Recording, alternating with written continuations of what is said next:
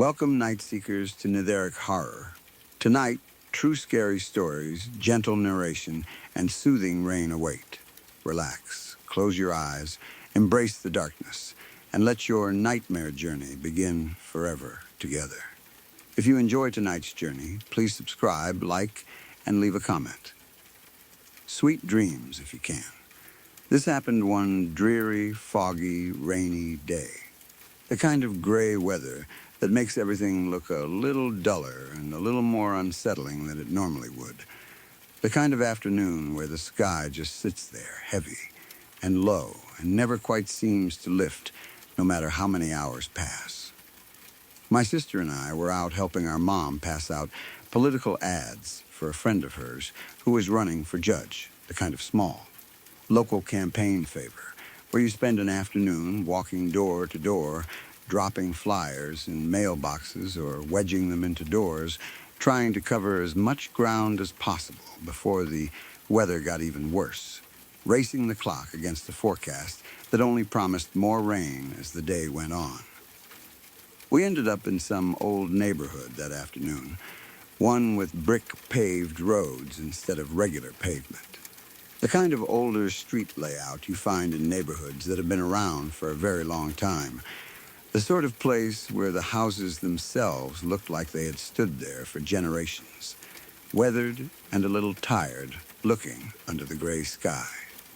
The trees lining the street were kind of gross-looking, overgrown and gnarled in a way that gave the whole block a generally creepy, unkempt vibe even before anything strange actually happened, their bare, twisted branches reaching out over the road in a way that felt almost deliberate, like they were leaning in to get a closer look at anyone passing beneath them. Combined with the fog and the steady drizzle of rain, the entire street already had this heavy, oppressive atmosphere to it. The kind of place that would have felt at least a little unsettling even on an ordinary day, and felt considerably more so under that particular gray, wet sky.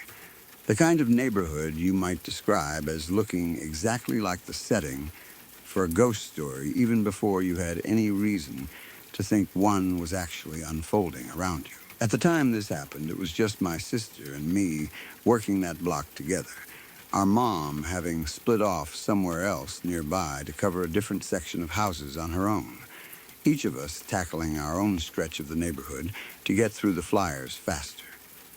We were going house to house, dropping off the ads, working our way steadily down the street the way we had been doing for a while already that day.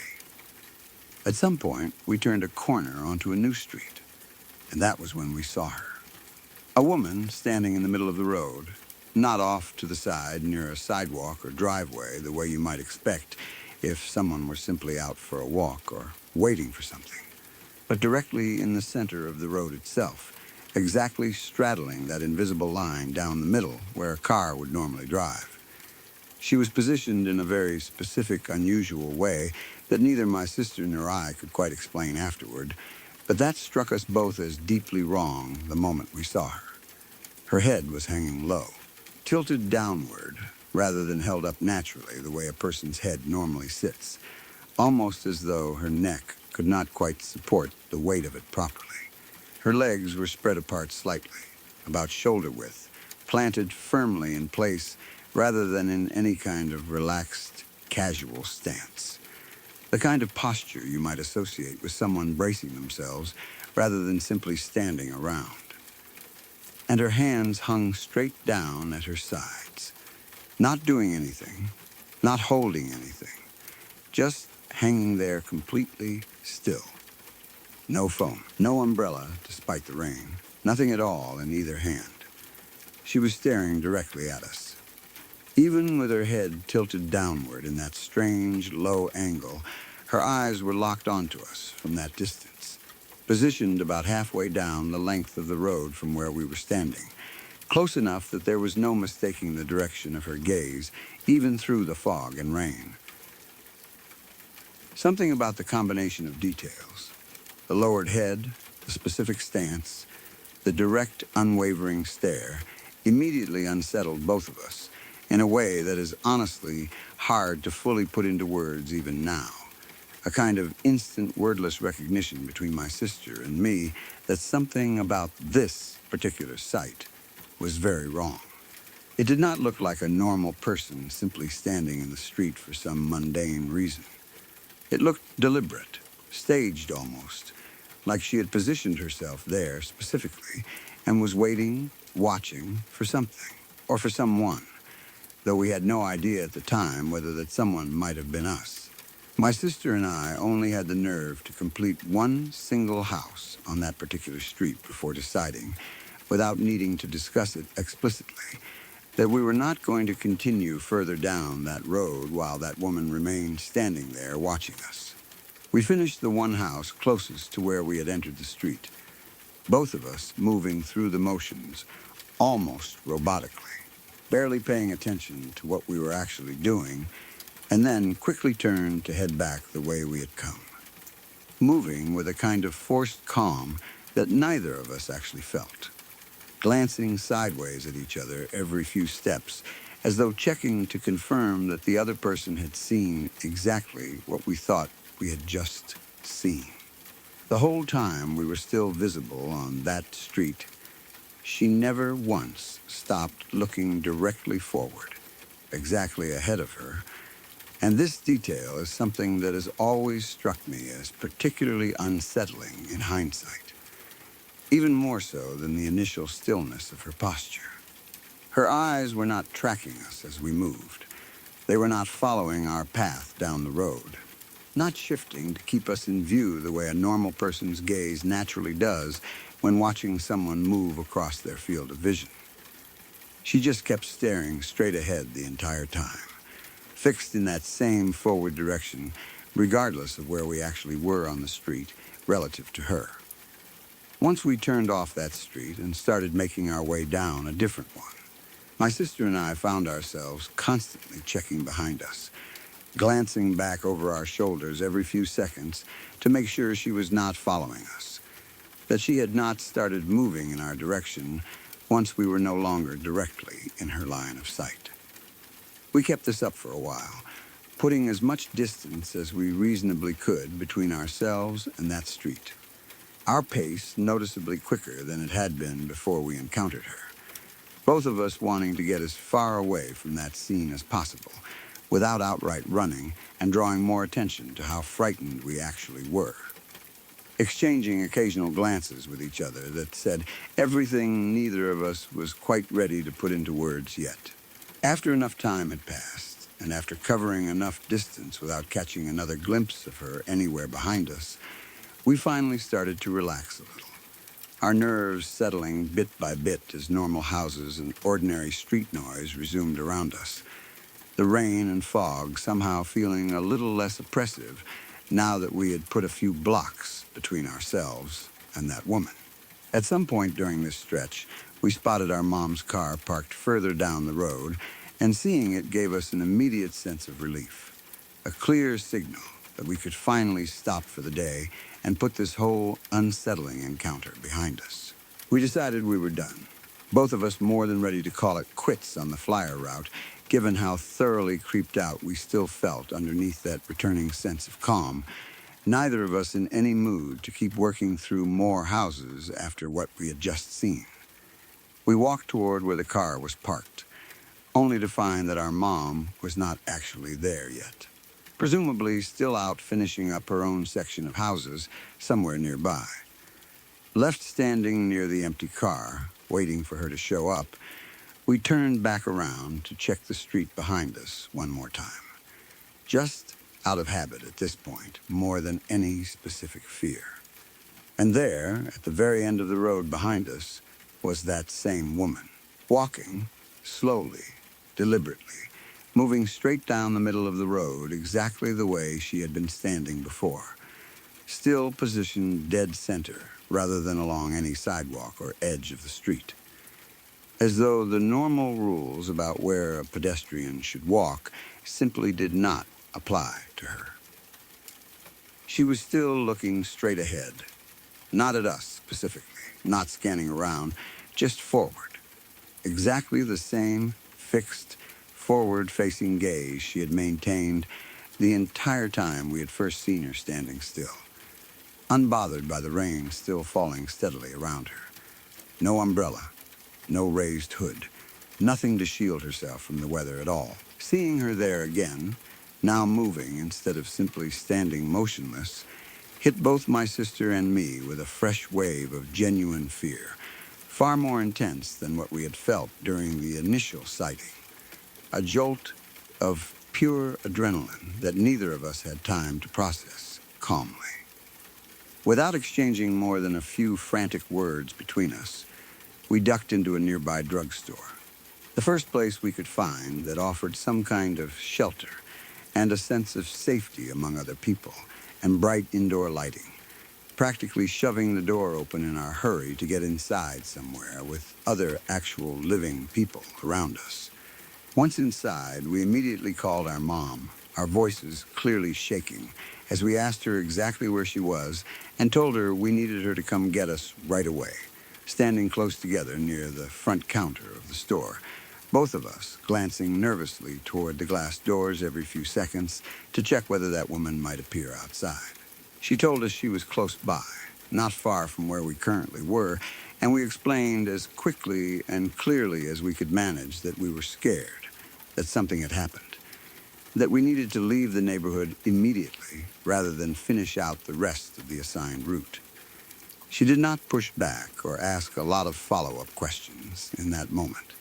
Picking up on how genuinely rattled we both sounded over the phone, and within a short while, she came and got us, pulling up right outside the drugstore entrance so we would not have to walk far to reach the car, and the three of us left that neighborhood behind for good that day. None of us ever going back to finish handing out the rest of those flyers. The effects of that encounter lingered longer for my sister than they did for me, at least in one particular way. She ended up having nightmares about the whole experience for roughly a week afterward, waking up upset on more than one occasion during that stretch, sometimes calling out in her sleep, clearly still processing whatever it was that had frightened her so deeply about that woman's presence and behavior. Our mom eventually asked us more about what exactly had happened once we were safely home and had a chance to calm down properly, sitting with us at the kitchen table while we tried to explain it, and we did our best to describe it to her in as much detail as we could manage, though I remember struggling even then to fully convey just how wrong the whole thing had felt. The words never quite managing to capture the specific unease of that posture and that stare the way actually witnessing it in person had. Interestingly, despite how significantly it affected her in the immediate aftermath, my sister does not actually remember the woman herself anymore, all these years later. This all happened around 15 years ago at this point, as best I can recall. And somewhere along the way, that specific memory seems to have faded out of her mind entirely, even though I still remember every detail of it clearly myself, down to the exact way that woman's head hung low and the precise angle of her shoulders. I have thought about that encounter many times over the years since it happened, turning over the specific details that made it feel so wrong in the first place, replaying it in my head almost like a scene from a movie I cannot quite stop rewinding. It was not simply that we saw a stranger standing in the road, since that alone would have been unusual, but probably explainable in a dozen mundane ways. Someone waiting for a ride, someone confused about directions, someone simply being eccentric. It was the specific combination of details that made it feel so deeply unsettling. The deliberately blank posture, head down, legs apart, hands hanging still at her sides, positioned in the exact center of the road rather than anywhere near the normal edges where a person might reasonably stand. It was the direct stare that never wavered even as we moved across her field of vision, and the complete absence of any tracking movement in her eyes that you would expect from someone actually watching another person walk by. And then, it was seeing her again later, now walking instead of standing, moving slowly down the same dead center line of the road, maintaining that exact same forward-facing, unmoving gaze the entire time, as though she existed in some kind of fixed, unchanging state, regardless of whether she was stationary or in motion. I have wondered, more than once, what exactly we actually encountered on that street that day, running through every possible explanation I can think of whenever the memory resurfaces. Some part of me wants to believe there is a simple, mundane explanation buried somewhere in all of it. Perhaps someone dealing with a serious medical or mental health crisis, disoriented and unaware of her surroundings in a way that would account for the strange posture and unfocused, forward-facing stare. That explanation would certainly be the more comforting one to settle on, the kind of answer that lets you go back to thinking about the whole experience as sad and worrying for her rather than something genuinely otherworldly or threatening aimed at us. And honestly, given how young we both were at the time, I hope that explanation is the true one, whatever discomfort it might still carry with it. But there is another part of me, the part that still remembers vividly how completely wrong that entire scene felt in the moment, that has never fully been able to let go of the more unsettling possibility that whatever we saw that day was not simply a person having a difficult moment, but something else entirely. Something that had deliberately positioned itself in our path that afternoon, watching, waiting, and then following at its own slow, patient pace once we had moved on, always keeping that same fixed forward stare regardless of where we actually were relative to it. I do not know which explanation is the correct one, and given how long ago this all happened, I doubt I will ever get any further clarity on it at this point. What I do know is that both my sister and I felt something in that moment that neither of us has ever fully been able to shake or fully explain away, even all these years later.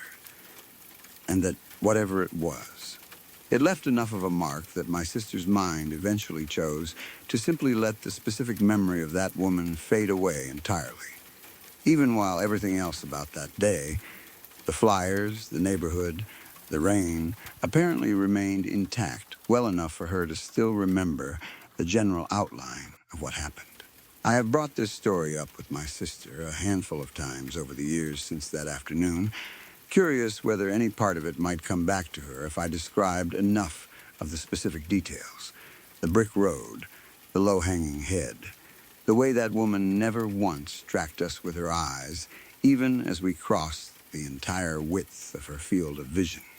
Every single time I bring it up, she listens with genuine interest, clearly fascinated by the story, as though hearing it fresh for the first time. But nothing ever seems to spark any actual recollection on her end. No flicker of recognition, no sudden shiver of remembered fear crossing her face. It is a strange thing, watching someone you are that close to listen to an account of something that frightened them so deeply it gave them nightmares for a full week, and seeing absolutely no trace of that fear reflected back in their face anymore, as though her mind simply decided at some point along the way that this particular memory was not worth carrying forward, filing it away somewhere she can no longer access no matter how hard she genuinely tries. For my part, I have never forgotten a single detail of it, and I doubt I ever fully will, no matter how many more years pass between now and that afternoon. Every time it rains and fog settles low over an old neighborhood with brick streets and overgrown trees, some small part of me instinctively tenses up just slightly. Some old, half-buried instinct from that afternoon, still quietly on alert. Even now, all these years later, long after that particular street and that particular woman have otherwise faded into nothing more than an old, unresolved story, I still occasionally find myself telling to whoever will listen. I used to work night shifts at a care facility. The kind of job where you spend long, quiet hours alone in a building full of sleeping patients, responsible for keeping things running smoothly through the darkest, stillest part of the night while everyone else in the world is asleep in their own homes. The building itself was a fairly standard care facility.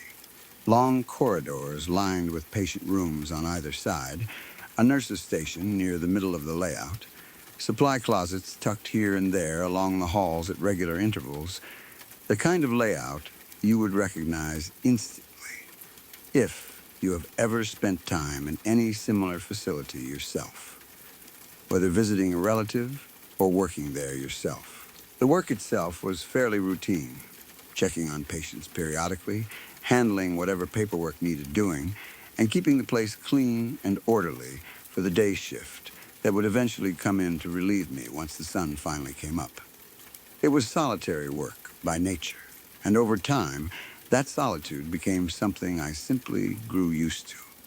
The long stretches of silence and low lighting becoming just another normal part of the job rather than anything unsettling in itself, the hum of the fluorescent lights overhead, and the occasional distant sound of medical equipment becoming a kind of familiar white noise I barely registered anymore after enough months on the job.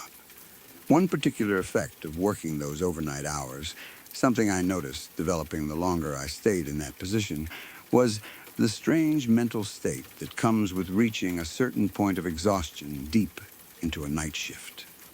There is a specific kind of tiredness that sets in during those late hours, somewhere between fully awake and properly asleep, where your mind starts drifting into something close to lucid dreaming, even while you are technically still up and moving around, going through the motions of your job on some kind of half-conscious autopilot. Your body performing tasks almost automatically, while some other part of your brain seems to drift off somewhere else entirely. During those stretches, I would sometimes hear things that could not possibly have been real. Footsteps somewhere down a hallway, a door closing somewhere else in the building. Small, ordinary sounds that would make perfect sense in a building full of moving, active people, except that this was simply not possible given the actual circumstances of the job. I worked entirely alone during those overnight shifts, the only staff member present in the entire facility until the day crew arrived hours later, sometimes not seeing another living, moving person for 8 or 10 hours at a stretch.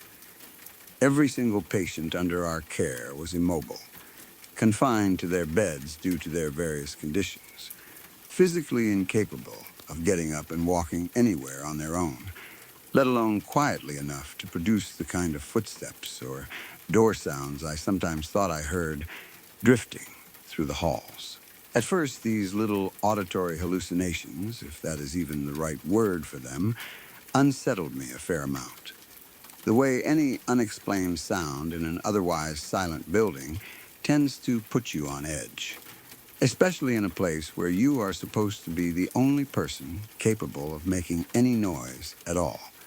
Every distant creak or thud making me freeze in place for a moment before I could talk myself back into moving.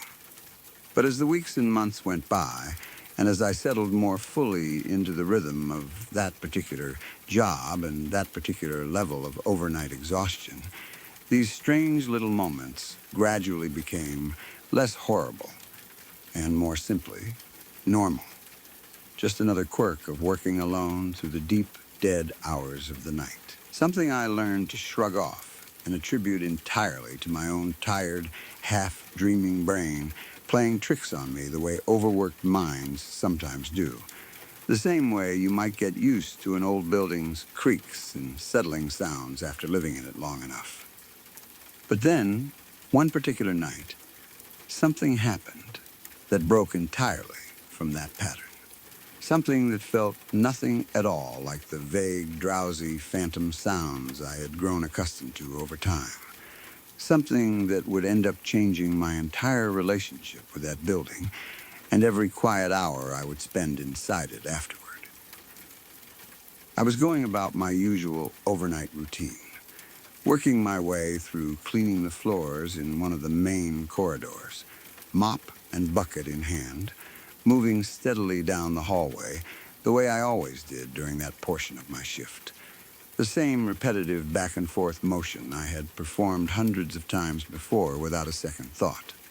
Once I had finished that particular stretch of hallway, I made my way to the supply room to put the cleaning equipment away before continuing on with the rest of my nightly checklist. The room itself, just a small closet off the main corridor stocked with mops, cleaning solution, and extra linens. I stepped into the supply room, set everything back where it belonged, taking maybe a minute or two at most to get everything squared away, and then turned around to head back out into the corridor to continue on with my duties. And that was when I saw them. Footprints on the floor. Tiny footprints, clearly bare feet rather than shoes, and unmistakably child-sized, far too small to belong to any adult staff member or anyone else who might reasonably be in that building at that hour. The floor I had literally just finished mopping was wet enough that any footstep left an impression you could clearly see in the reflection of the overhead lighting. Exactly the way you would notice footprints tracked across a freshly cleaned, damp surface, small pools and smudges catching the light in a way that made them unmistakably visible against the shine of the wet tile, standing out in stark contrast to the otherwise smooth, untouched sheen of the rest of the floor. These tiny, bare, unmistakably child-sized footprints led directly into one of the patient rooms along that same corridor, tracking a clear path from somewhere in the hallway straight through the doorway of that particular room, the prints growing fainter as they approached the door, but never fully disappearing, clearly visible the entire way. Each individual print distinct enough that I could make out the small toe marks and the rounded shape of a heel, details that left absolutely no ambiguity about what kind of foot had made them. I stood there staring at those footprints for a long moment, my mind completely refusing, at first, to process what I was actually looking at. My hand still gripping the mop handle I had just set aside, frozen in place halfway between the supply room door and the rest of my usual route down the corridor. This was not some vague, half-asleep auditory illusion, not some distant, ambiguous sound that could be reasonably explained away as an overtired brain misfiring somewhere between waking and dreaming. This was a physical, visible mark left on a wet floor. Tangible evidence of something having actually walked through that corridor only moments earlier. Small, bare feet tracking water exactly the way any real child's feet would if they had walked barefoot across a freshly mopped hallway.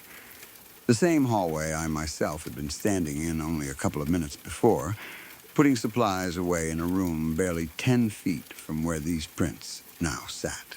Every single patient in that facility, as I mentioned, was immobile, unable to get up and walk anywhere under their own power, let alone slip quietly out of a room, pad barefoot down a hallway I had just finished cleaning, and disappear into another room entirely, all without me hearing or seeing a single thing happen in real time, despite being right there in the adjoining supply room the entire time it must have occurred.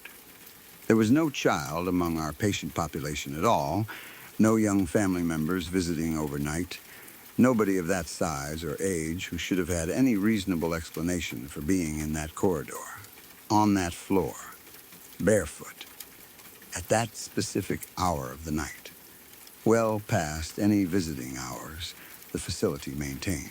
I felt a wave of genuine, deep fear wash over me in a way that none of the previous overnight strangeness, the footsteps, the closing doors, had ever managed to produce, my whole body going cold despite the otherwise ordinary temperature of the building around me. Those earlier experiences, however unsettling in the moment, had always carried some built-in escape hatch of doubt. Some reasonable acknowledgement that exhaustion and a tired, half-dreaming mind could account for imagined sounds. A comfortable enough explanation I had leaned on for months without ever really questioning it. But this was different. This was something I could see, clearly, physically, undeniably, right there on the wet floor in front of me. Evidence that could not be explained away by tiredness, or a drifting, half-asleep mind playing auditory tricks, no matter how badly I wanted to find some way to talk myself back down. I did not linger there trying to reason it through on my own. I immediately pulled out my phone and called a close friend, my hands shaking slightly as I dialed. Someone I trusted to talk me through whatever I was feeling in that moment, needing genuine emotional support to get through the rest of that shift after what I had just witnessed. I stayed on the phone with them for a good portion of the remaining hours of that overnight shift, talking through what had happened, trying to process it, trying to find some way to steady myself enough to actually finish out the rest of my duties for the night without falling apart completely from the fear still coursing through my entire body. My friend patiently staying on the line with me through long stretches of silence as I worked up the nerve to check on other rooms and finish my rounds one hallway at a time. I want to be absolutely clear about something, because it matters enormously in distinguishing this particular experience from everything else that had happened to me during those overnight shifts up to that point. This was not some lucid dreaming moment, not some tired, half-asleep auditory hallucination that could be reasonably chalked up to exhaustion. The way I had comfortably explained away every strange sound I had heard in that building up until then. This was real. I saw those footprints with my own two eyes, clear as day, tracked in the reflected overhead lighting across a floor I had personally just finished mopping only minutes earlier, leading in a direct, unmistakable path straight into one of the patient rooms along that corridor. Every single detail of the scene as vivid and undeniable to me now, years later, as it was the moment I first laid eyes on it. I never did find out what actually happened that night, or what could possibly explain those small, bare footprints appearing on a freshly cleaned floor in a facility where every single patient was completely immobile, and where I was, as far as I knew, entirely alone. I checked the room those footprints led into, gathering just enough nerve to actually push the door open and look inside, and found nothing unusual there. The patients sleeping soundly in their bed exactly as they had been all night. Nothing out of place. Nothing to suggest any kind of visitor or disturbance had actually occurred in that space. No wet marks on the floor inside the room itself. Nothing at all beyond the ordinary quiet of a patient asleep undisturbed. Whatever left those prints simply seemed to walk into that room and vanish entirely, leaving no further trace behind beyond the fading impressions on the wet tile in the hallway outside. In the days and weeks that followed, I found myself thinking back on that entire earlier stretch of strange overnight experiences. The phantom footsteps, the sound of doors closing somewhere in an otherwise completely empty building, with an entirely new and considerably more unsettling perspective, replaying each half remembered instants in my mind and wondering how many of them I had simply talked myself out of taking seriously at the time. What if some, or even all, of those earlier moments had not actually been products of my tired, half-dreaming mind after all, but something else entirely? What if I had simply been explaining away, night after night, week after week, something that had been genuinely present in that building the entire time, only ever making itself known through sound until that one particular night, when it finally left something physical and undeniable behind for me to actually see with my own eyes. I brought the whole experience up with a couple of coworkers who had also worked overnight shifts at that same facility at various points over the years, curious whether any of them had ever experienced anything similar during their own time there. Bringing it up carefully at first, half expecting to be laughed at or dismissed outright as someone who had simply been overtired and imagining things. A couple of them admitted, somewhat reluctantly, to to having heard strange sounds themselves during particularly quiet stretches of their own overnight shifts, footsteps, doors, the same general category of unexplained noise I had grown used to over time, nodding along with visible recognition as I described the phenomenon in as much detail as I could manage. None of them, however, had ever actually seen anything as concrete or as directly physical as those footprints I encountered that particular night, which left me feeling like I had crossed some kind of threshold the rest of them had never personally reached, moving from vague, deniable overnight strangeness into something undeniably, physically real. A distinction that seemed to unsettle every one of them almost as much as it had unsettled me to describe it out loud. I did not last too much longer in that particular job after that incident, though I want to be honest that the footprints were not the sole reason I eventually moved on from that position. The overnight hours themselves were genuinely hard on my body and my sleep schedule in ways that had nothing at all to do with anything supernatural, disrupting my appetite, my mood, and my relationships with people who kept normal daytime hours. The ordinary toll that shift work takes on a person, regardless of anything unusual happening at the job itself. And I had already been seriously considering a change before that particular night even happened. But I will admit that whatever lingering comfort I had built up over time with the idea of working alone through those long, quiet overnight hours, that comfort was completely and permanently gone after that one particular shift. Every remaining night I worked there afterward, I found myself glancing constantly at the floors, half expecting to see those same small bare footprints appear again somewhere along a hallway I had just finished cleaning, checking corners and doorways with a wariness I had genuinely never needed before that particular night. And I never once let myself relax fully again during any single overnight shift for the remainder of my time in that job. To this day, I have no explanation for what I saw on that floor, and I have stopped actively looking for one. Some experiences simply resist being neatly explained away, no matter how many rational possibilities you try to run through in your head afterward. What I know for certain is that I saw those footprints with my own eyes, clearly and undeniably, on a floor I had personally just cleaned, in a building where no child should have had any possible reason to be walking barefoot through the halls in the middle of the night, and that whatever left them behind led directly into a room and simply, completely disappeared. I did look into the history of that particular building at one point, sometime after I had already moved on to a different job entirely, mostly out of a lingering curiosity I could not quite let go of, no matter how many months passed since that night.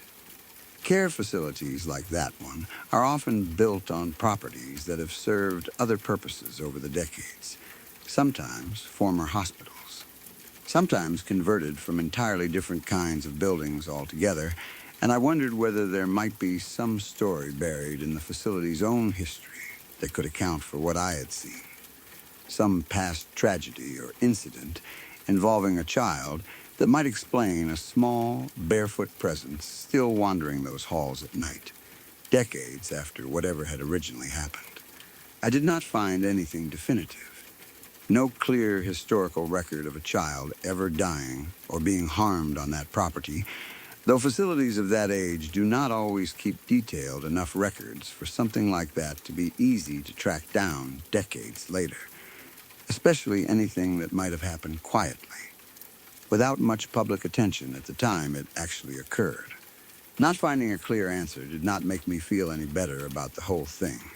If anything, it left the experience feeling even more unresolved than before, a mystery with no thread left to pull on, nothing further to investigate beyond what I had already personally witnessed with my own eyes that one night.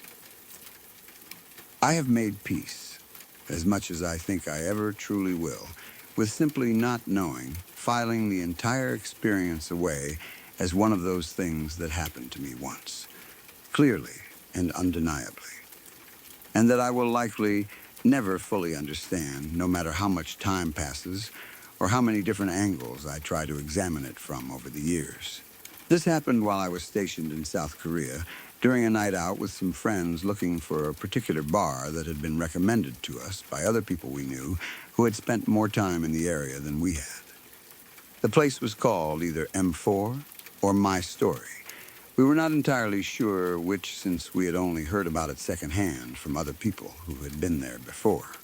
And the name seemed to get slightly garbled depending on who was telling the story, each person adding their own slightly different version of the pronunciation or the exact details of where it was located. What we did know was that it was supposed to be located somewhere in one of the taller buildings in Uijeongbu, a city we were staying near at the time, tucked away on either the fourth or fifth floor of whichever building it actually was.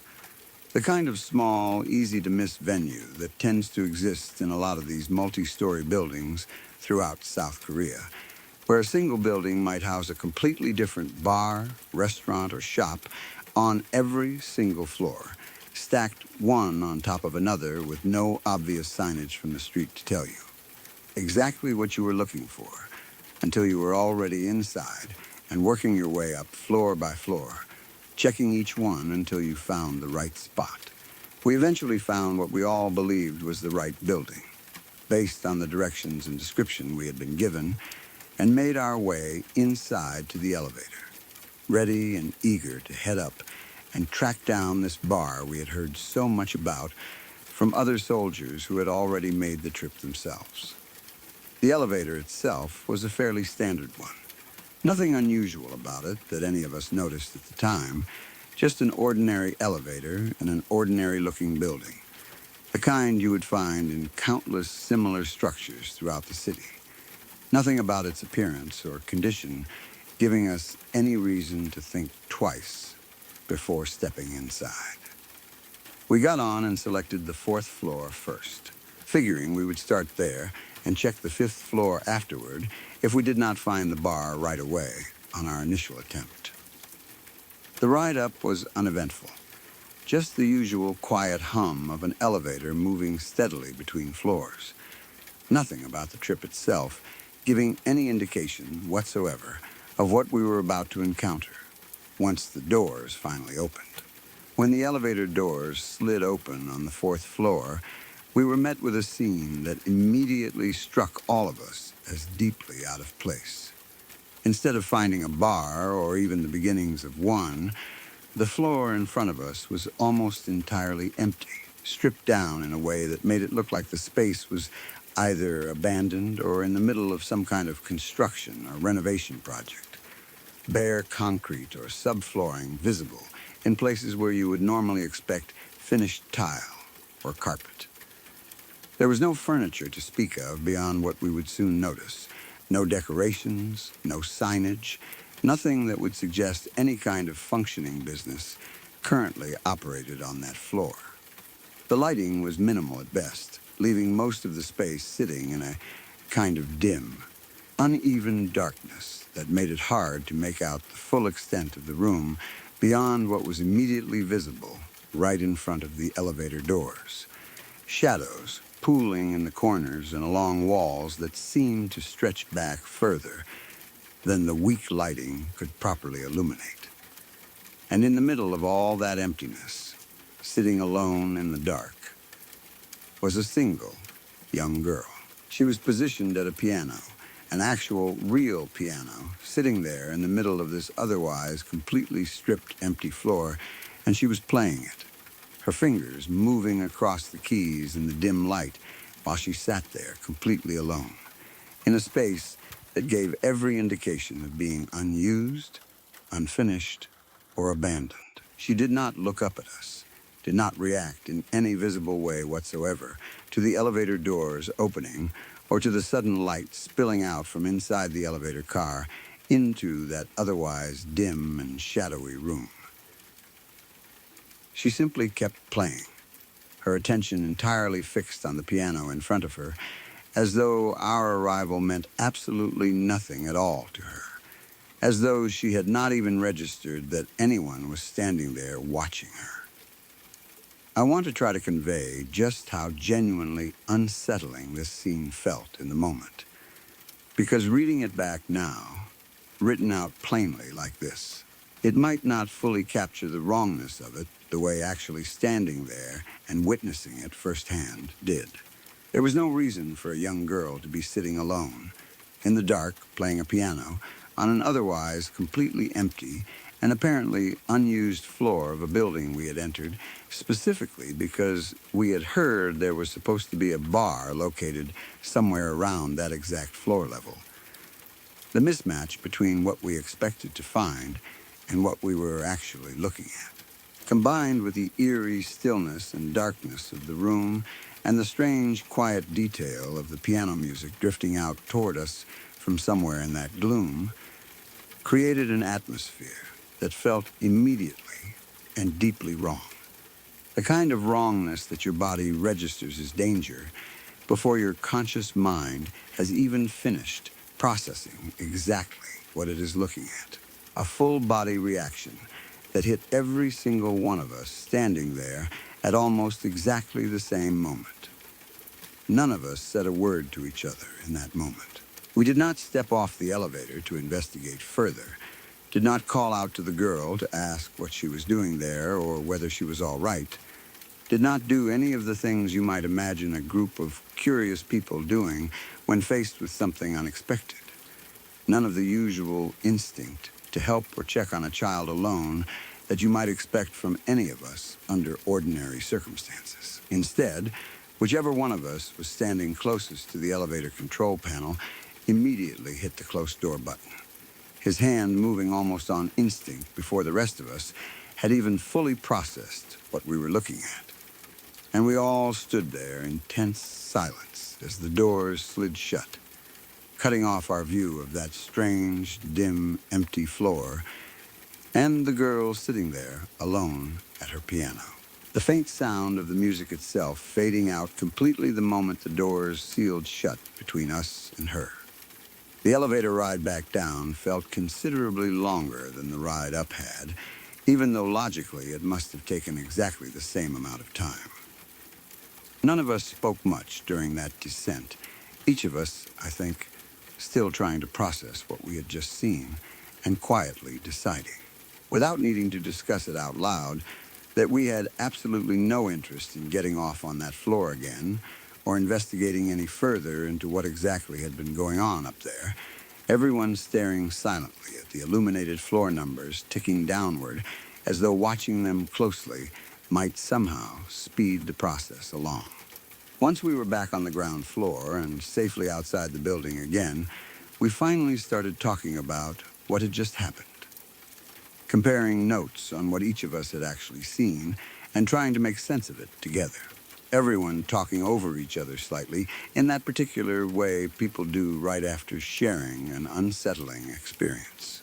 Each of us needing to confirm out loud that we had genuinely all witnessed the same thing rather than just imagined it individually.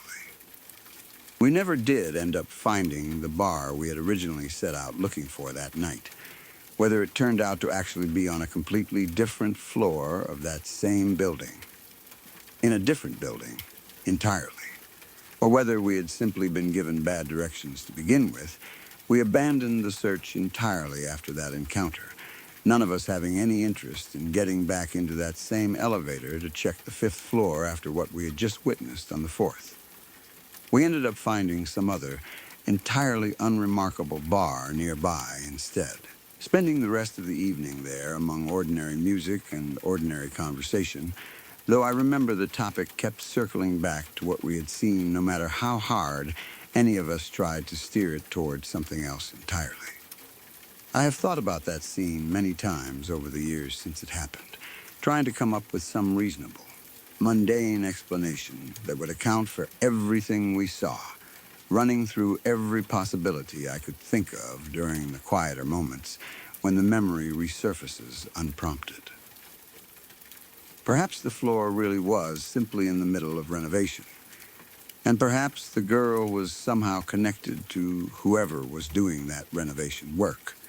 A relative of one of the workers, maybe, left to occupy herself quietly in a corner, while waiting for a parent to finish up nearby, using the only piece of furniture available on that stripped-down floor to pass the time until it was time to go. Home. That explanation is certainly the most comfortable one to settle on. The kind of answer that turns what felt like a genuinely eerie encounter into something perfectly ordinary and explainable. The sort of story you could tell afterward with a shrug rather than a lingering chill. But even accepting that as the most likely explanation, something about the specific circumstances of it has never quite sat right with me, no matter how many times I try to walk myself through the logic of it. The hour itself was late, well into the evening by the time we were out searching for that bar, not exactly a normal time for construction work to be actively underway on a commercial floor, let alone a time when a young child would reasonably be left alone in a dim, empty space while some kind of renovation continued around her, unsupervised in the dark on a floor still under construction. There was no sound of any construction work whatsoever in progress anywhere in that building. No other workers visible anywhere on that floor or in the stairwell. No equipment or materials scattered around beyond the bare, stripped condition of the floor itself. Nothing to suggest active renovation happening at that specific hour beyond the general emptiness of the space, which on its own could just as easily have meant the floor had simply been cleared out and abandoned rather than actively under construction at all in the first place. And then there is the piano itself, an oddly specific detail that has always struck me as strange no matter how many times I try to explain the whole scene away logically. If that floor truly was simply stripped down for renovation, an actual, presumably fairly heavy and valuable piano seems like an unusual item to have left sitting out in the middle of an otherwise completely bare, unused space, exposed and unprotected in a room that did not even seem to have proper lighting installed and running at full capacity. It felt less like an item left behind during a renovation and more like it had been placed there deliberately. Specifically, for some purpose neither I nor any of my friends who were there that night have ever been able to figure out. An object with a clear, singular function, sitting in a room otherwise stripped of any other furniture at all. I have brought this story up with the same group of friends who were there with me that night on more than one occasion since, usually while reminiscing about our time stationed overseas together over drinks or during the occasional reunion, when a few of us managed to get together years later. And every single time the reaction is the same.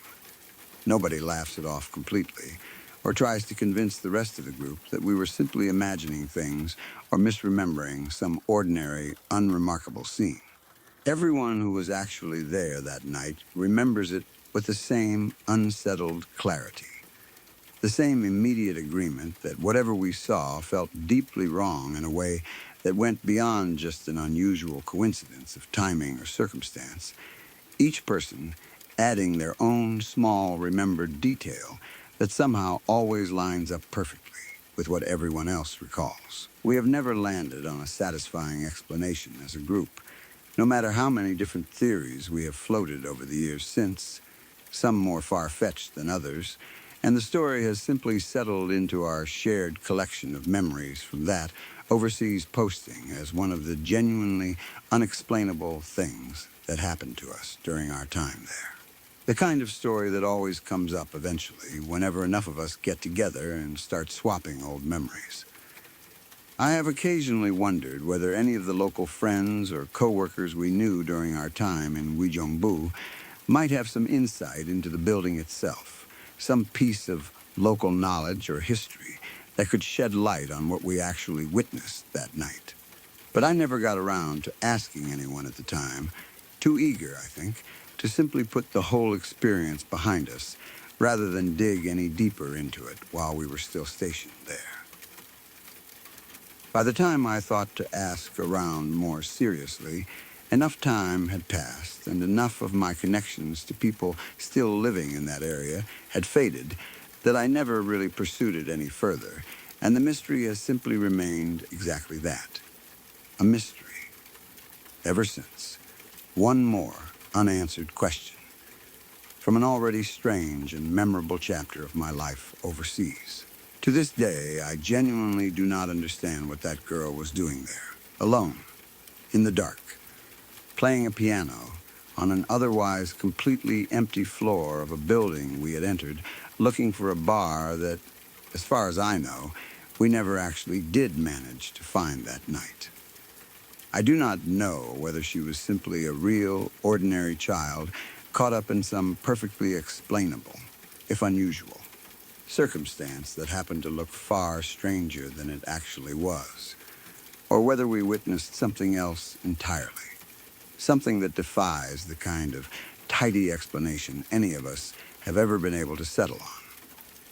What I do know is that the image of her sitting there, small and completely alone in that dim, empty space, fingers moving steadily across the piano keys while the rest of that floor sat stripped and abandoned around her, has never fully left me, and probably never will, resurfacing every so often at the strangest moments, whenever I happen to hear piano music playing somewhere in the background, or find myself riding an elevator alone in an unfamiliar building. One detail I have never quite been able to explain to anyone who was not actually there that night is the specific quality of the piano playing itself. It was not the sound of someone fumbling through a piece they were still learning. No mistakes, no hesitation, no obvious signs of a child practicing or picking out a simple tune for their own entertainment while waiting around for someone. It sounded accomplished, fluid, confident. The kind of playing you would expect from someone who had spent considerable time training seriously on that instrument, which only added another layer of strangeness to the whole scene once I really sat down and thought about it afterward. A young girl left completely alone on an abandoned, unlit construction floor late at night. Playing with that kind of skill and confidence is a detail that never quite fits comfortably into any of the mundane explanations I have tried applying to the rest of the scene over the years, no matter how many times I run through them in my head, trying to make the whole thing feel less unsettling in hindsight. The rest of that night out felt strange in its own quiet way, too, even once we had settled into the other bar and tried to move past what had happened. Conversation kept lapsing into silence at odd moments throughout the rest of the evening. Someone would bring the piano girl back up out of nowhere in the middle of talking about something completely unrelated to it, and more than one of us admitted, later that night, to glancing over their shoulder more than usual on the walk back to where we were staying for the night, even though logically there was no reason at all to think whatever we had encountered would follow us anywhere. Even now, years removed from that deployment and that particular night, I still find myself thinking about the sheer stillness of it all. The fact that she never once looked up, never once acknowledged our presence in any way, continuing to play as though we simply were not there at all, as though the elevator opening and a group of strangers standing in the doorway staring at her meant absolutely nothing in whatever world she seemed to be occupying in that moment. It is that particular detail, more than the emptiness of the floor or the strangeness of the piano's presence, that has stuck with me the very longest. The sense that whatever she was doing there, she was doing it entirely for herself, utterly indifferent to being observed by a group of complete strangers, in a room that felt like it existed just slightly outside of the ordinary rules governing the rest of that building, separate somehow from everything else happening in that city that particular night. A group of us went on a ghost hunting trip together to a local spot well known in our area for paranormal activity, the kind of location that regularly comes up whenever people in our circle talk about places worth investigating. A spot with a long enough reputation that it had become something of a staple destination for anyone in our area seriously interested in this kind of exploration. We were a tight-knit group, close friends who had spent a good amount of time exploring these kinds of experiences together over the years, having built up a real sense of trust and camaraderie through countless previous trips to similarly atmospheric locations. Several of us considered ourselves psychics or sensitives, people who felt genuinely attuned to picking up on energy, presence, and other subtle signals in these kinds of environments, and our group dynamic worked well precisely because we each brought slightly different sensitivities and perspectives to any given location we visited together. We loved this hobby, loved the thrill of exploring incredible atmospheric places together and seeing what we might encounter, treating each outing almost like a shared ritual among close friends rather than simply a casual pastime. And this particular trip started out feeling exactly like so many of our previous outings had, full of the same excited anticipation we always felt setting out for a new location. We recorded some genuinely interesting EVPs that night. The electronic voice phenomena recordings that pick up sounds or voices you cannot hear in the moment, but that show up clearly once you play the audio back afterward. Several clips clear enough that everyone in the group agreed immediately they were worth holding on to and reviewing more carefully later. We ran a couple of Ouija board sessions as well, along with some meditation exercises that several of us found particularly powerful. The kind of session where you really feel like you are connecting with something present in the space around you. The energy in the room shifting palpably enough that even the more skeptical members of our group commented on how strong it felt that night compared to previous outings. For a good stretch of the night, everything felt exactly like the successful, exciting kind of outing we always hoped for on these trips. The kind of night that would give us stories and recordings to talk about for months afterward. But alongside all of that positive, engaging activity, we also started picking up on some genuinely bad vibes as the night wore on. A kind of heaviness or wrongness that several of us in the group noticed independently and started commenting onto each other, glances exchanged across the room that quietly confirmed we were all sensing the same shift even before anyone said anything out loud. Eventually, that feeling grew strong enough that we made the collective decision to leave earlier than we had originally planned, packing up and heading out around 2 in the morning instead of staying through until whatever later hour we usually wrapped these excursions up. As we made our way back to where we had parked and loaded everything into the truck, all of us felt this overwhelming sense of urgency to get home as quickly as possible. A shared, unspoken agreement that we needed to leave that location behind and put as much distance as we could between ourselves and wherever we had just been. My husband was driving, and he drove like an absolute maniac the entire way home, flooring it down roads he would normally take at a much more reasonable pace, driving with the kind of urgency you would expect from someone who had just stolen the truck and was trying to put distance between himself and whoever might be chasing him. None of us questioned his driving or asked him to slow down.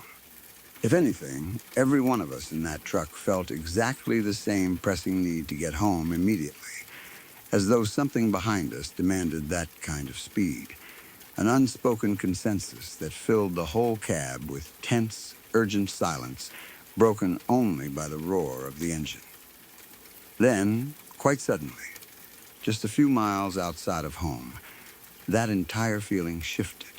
A wave of calm and peace descended over all of us at once, replacing that frantic urgency almost instantly, like a switch had been flipped somewhere deep inside each of us simultaneously. We all started talking at once, voicing to each other, almost in unison, that we were okay now, that we were safe, that whatever had been following or pursuing us back at that location, we had successfully managed to outrun it. The relief in that moment felt completely genuine, a shared collective sense that we had left danger behind us and were now heading safely home. The tension of the drive finally easing out of all of our shoulders at once, My husband even easing his foot off the gas pedal for the first time since we had left the site, the truck slowing back down to something resembling a normal, reasonable speed. Once we actually got home and settled back into our normal routine over the following days, things started happening in our house that none of us had ever experienced there before, despite having lived in that home for a good while already, without any prior sign of anything unusual. Not so much as a creaky floorboard or a flickering light to suggest anything out of the ordinary before that night. Terrible noises started up seemingly out of nowhere. Sounds we could never quite trace back to any ordinary source, no matter how thoroughly we checked the house. Banging and scraping sounds that would come from empty rooms with nothing in them that could account for the noise. Horrible smells would appear suddenly in certain rooms, foul odors with no identifiable cause. No spoiled food, no plumbing issue. Nothing that could explain them logically. Appearing and disappearing without any pattern we could ever pin down. My husband and I started fighting constantly, arguing over absolutely nothing, tension flaring up between us for no reason we could point to, completely out of character for our relationship up to that point. Small disagreements escalating into full-blown arguments over things neither of us actually cared about once we calmed down enough to talk about it afterward. Then came the shadow people, dark humanoid shapes glimpsed out of the corner of the eye, moving through rooms or hallways, never quite substantial enough to look at directly, but unmistakably present all the same. The kind of shape that vanishes the instant you turn your head to look at it head on. After the shadow figures started appearing, we began hearing disembodied voices as well. Sounds that were unmistakably voices rather than any ordinary household noise, though we could never make out clear words or identify any source for them, no matter how carefully we listened. Low murmuring that seemed to come from empty corners of otherwise silent rooms. My own hair started getting pulled, repeatedly. A physical, undeniable sensation of something tugging at strands of my hair when nobody else was anywhere near me. Sharp enough each time to make me flinch and spin around, looking for whoever must have done it, only to find myself completely alone every single time. I was tripped on the stairs on more than one occasion, my foot catching on something invisible that sent me stumbling, even though there was nothing physically there to have caused it. Nothing on the steps themselves that could account for the sudden loss of footing. On top of all of that, every single one of us in the household started experiencing terrible nightmares almost nightly. The kind of dreams that left you waking up in a cold sweat, unable to fully shake the lingering dread even once you were fully awake and aware you had simply been dreaming. The same heavy unease from the dream somehow bleeding into the waking hours that followed. We took action fairly quickly once we recognized the pattern of everything that was happening, unwilling to simply sit back and let it continue escalating without doing something about it. We had the house cleansed, bringing in someone experienced in that kind of spiritual cleansing to go through every room and clear out whatever negative presence might have attached itself to the space. Burning sage through every corner of the house and reciting whatever protective words or prayers seemed appropriate for the situation. We also had the house properly blessed, hoping the combination of cleansing and blessing would be enough to fully resolve whatever we had apparently brought home with us that night, treating the two processes almost like a 1-2 punch meant to fully clear the space once and for all. Each time we went through one of these processes, things would genuinely seem to improve for a while, a brief stretch of relative calm and normalcy returning to the household, enough that we would let ourselves hope each time that we had finally solved the problem for good. But without fail, after some period of improvement, everything would escalate right back to where it had been before, sometimes even worse than it had been previously, as though whatever was causing all of this was simply waiting out the temporary disruption of the cleansing before resuming its activity in full force, almost as if it resented the interruption and wanted to make its continued presence unmistakably clear once it returned. Eventually, after cycling through this pattern of improvement and relapse more times than any of us wanted to keep dealing with, we made the decision to get rid of the Ouija board we had used during that original ghost hunting trip, the same board that had been packed away with the rest of our equipment and brought back into our home, along with everything else from that night. Sitting quietly in a closet the entire time, everything else had been unfolding around us. Rather than simply throwing it away or storing it somewhere in the house, which felt too risky given everything else that had happened, we decided to donate it to a museum, removing it entirely from our possession, and, we hoped, severing whatever connection it might have been maintaining between our home and whatever we had encountered that night at the original location. Driving it out ourselves rather than waiting for the museum to arrange pickup, wanting the thing gone from our house as quickly as humanly possible. After the board was finally out of our house for good, life did genuinely normalize, more completely and more permanently than any of the previous improvements we had experienced after the cleansings and blessings. The noises stopped entirely. The smells disappeared without a trace. The fighting between my husband and me settled back down into our normal, healthy dynamic almost immediately.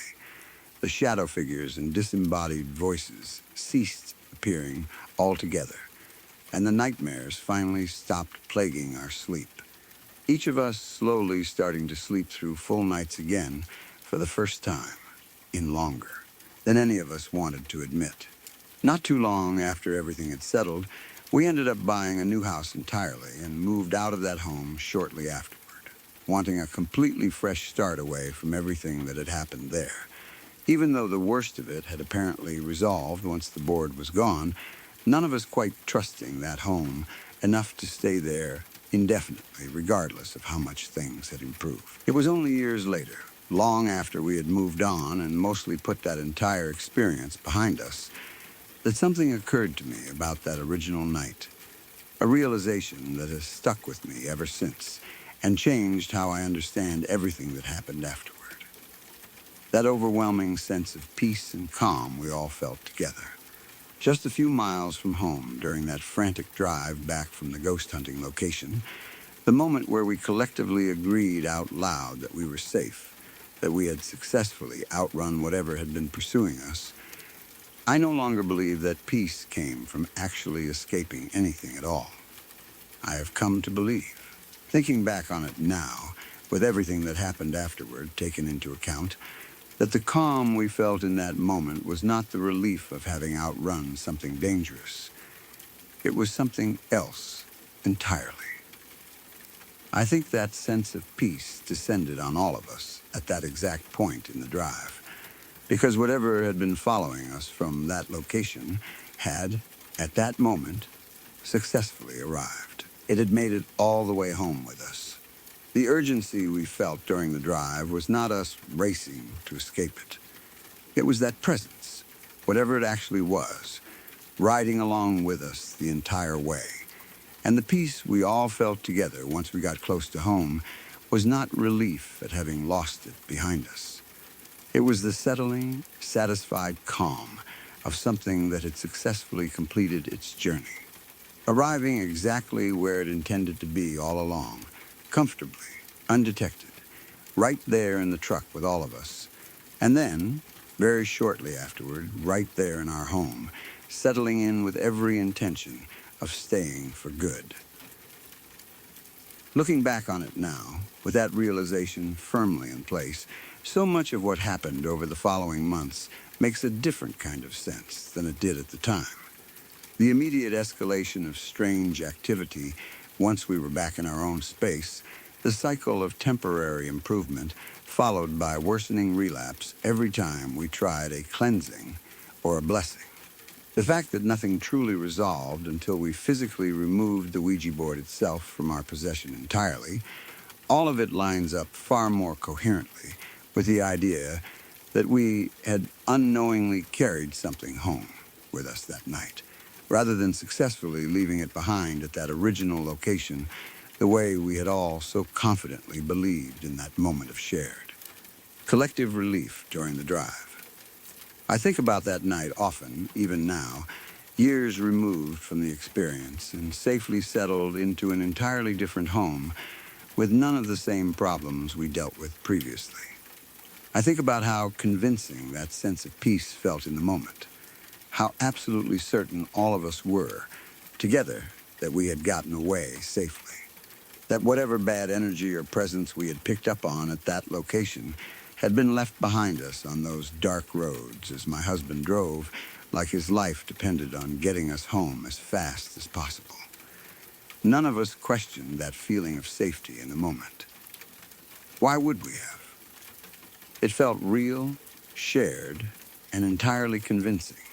Exactly the kind of collective certainty you would expect from a group of people who consider themselves genuinely sensitive to these kinds of energies and presences. People who had trusted their own instincts and intuitions through countless previous outings without ever once being led astray by them before that night. But I have come to understand that sometimes the very thing you believe you have successfully escaped is not actually behind you at all. Sometimes it is sitting quietly alongside you the entire time, patient, undetected, simply waiting for you to relax fully into the belief that you are finally safe before it reveals itself completely in whatever home you happen to bring it into. I do not know for certain that this reinterpretation of that night is the correct one, any more than our original assumption that we had successfully outrun something was correct at the time. But given everything that unfolded afterward, and given how perfectly the timing of that sudden calm lines up with everything that came after it, I have never been able to shake the feeling that we were not celebrating an escape that night. We were simply feeling the quiet satisfaction of something else entirely. Something that had finally, successfully, made it all the way home, exactly where it wanted to be.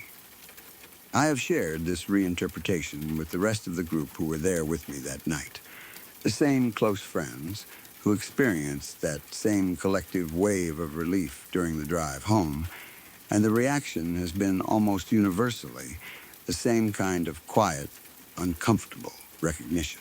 None of them have ever pushed back hard against the idea, and more than one of them has admitted, once I laid it out this way, that some part of them had quietly wondered the exact same thing over the years without ever quite finding the words to say it out loud to the rest of us. It is a strange thing, realizing collectively, years after the fact, that a memory you all shared as a moment of relief and safety might actually have been the opposite. The exact moment something finally succeeded in getting exactly where it wanted to be. We do not go back to that original location anymore. None of us. Not even the members of the group who still actively pursue this hobby with other friends or on their own. Something about that particular spot feels permanently marked now in all of our minds. Off limits in a way none of the other locations we used to visit together ever became. Regardless of how intense or unsettling some of those other outings occasionally got over the years. We still talk about that night sometimes, usually late in the evening when the conversation has drifted naturally toward old memories, and every single time, someone eventually brings up that stretch of road a few miles from home, the sudden shift from frantic urgency to complete calm, and we all go quiet together for a moment, each of us privately turning the same thought over again. The same thought I first had, years ago, sitting alone with it, before ever sharing it with the rest of the group. My mom and stepdad were house hunting at one point, looking for a new place to buy and settle into together after having been married for a while, and finally deciding it was time to find a home that felt like theirs rather than a rental. We went and looked at 3 different houses over the course of their search, spending several weekends walking through different properties, weighing the pros and cons of each one as a family. After seeing all three, they ultimately decided the second house was the one they wanted, the one that felt right to both of them at the time. The layout and the neighborhood both checking every box they had been looking for. Unfortunately, that particular deal ended up falling through, for reasons that had nothing to do with the house itself. Just the usual complications that sometimes derail a sale before it can actually close. Financing issues or paperwork problems on the seller's side that neither my mom nor stepdad had any real control over. With that option gone, they ended up moving forward with the third house instead, the one that had been their backup choice all along, settling for it more out of practicality and a desire to stop searching than any real enthusiasm for the property itself. From the very beginning, my mom really did not like that third house, though she could never quite pinpoint exactly why. It was not any single obvious flaw, nothing about the layout or the condition of the place that she could point to directly and say that was the problem. It was more of a persistent, nagging discomfort that she carried with her from the first time she walked through it. A feeling she could never fully shake, no matter how many times she tried to talk herself out of it during the process of actually buying the place and moving in. We moved in, and on the very first day, before we had even finished properly unpacking, we found a genuinely creepy clown costume hanging inside one of the bedroom closets, the mask and ruffled collar still attached, looking like it had simply been left there and forgotten rather than packed up along with everything else the previous owners had taken with them. Nobody had any explanation for it. It had clearly been left behind by whoever lived there previously, forgotten or perhaps deliberately abandoned in that closet.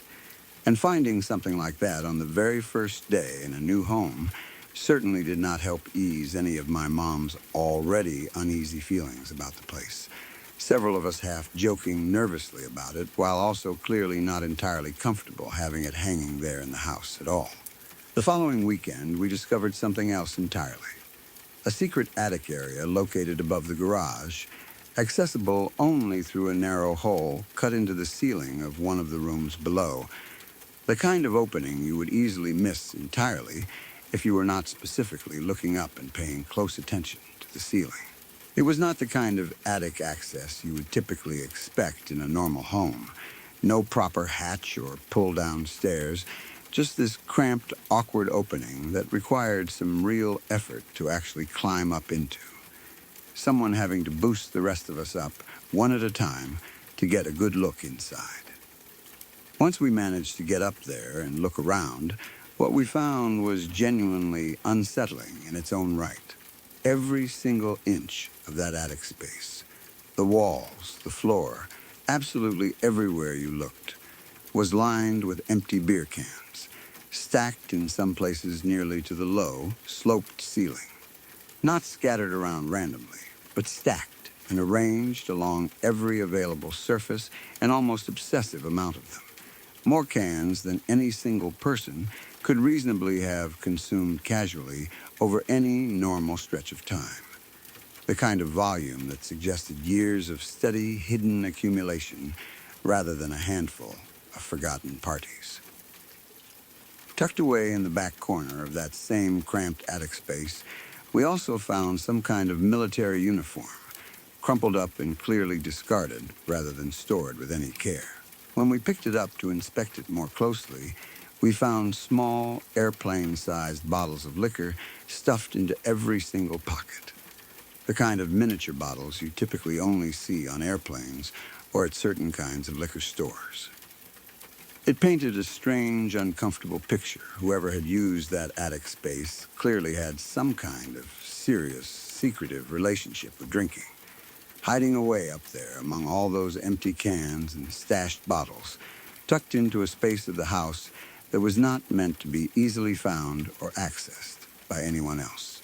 Years went by after that initial discovery, and throughout that stretch of time, occasional strange, mildly creepy things would happen around the house. Nothing ever extreme enough to genuinely frighten any of us or make us seriously question staying there. Just small, unexplainable moments that would crop up every so often and then fade back into the background of ordinary life. We mostly learned to live with these occasional oddities without dwelling on them too much, treating them as just another quirky feature of an old house rather than anything genuinely alarming.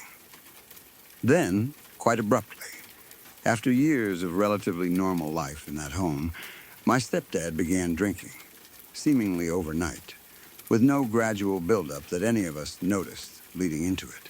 My mother and I started finding cans and bottles hidden around the house, tucked into places that made it clear he was trying to hide the extent of it from both of us, behind furniture, inside old boxes in the garage, anywhere he could think to stash them where we would not immediately stumble across them during ordinary cleaning.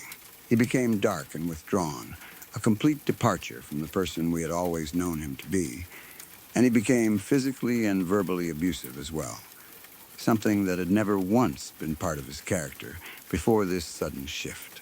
Prior to all of this, he had always been bright, outgoing, someone with a big, warm personality who had never struggled with any kind of addiction issue in his entire life as far as any of us knew. The kind of person who filled a room with energy rather than the tense, unpredictable dread that started to settle over our home instead.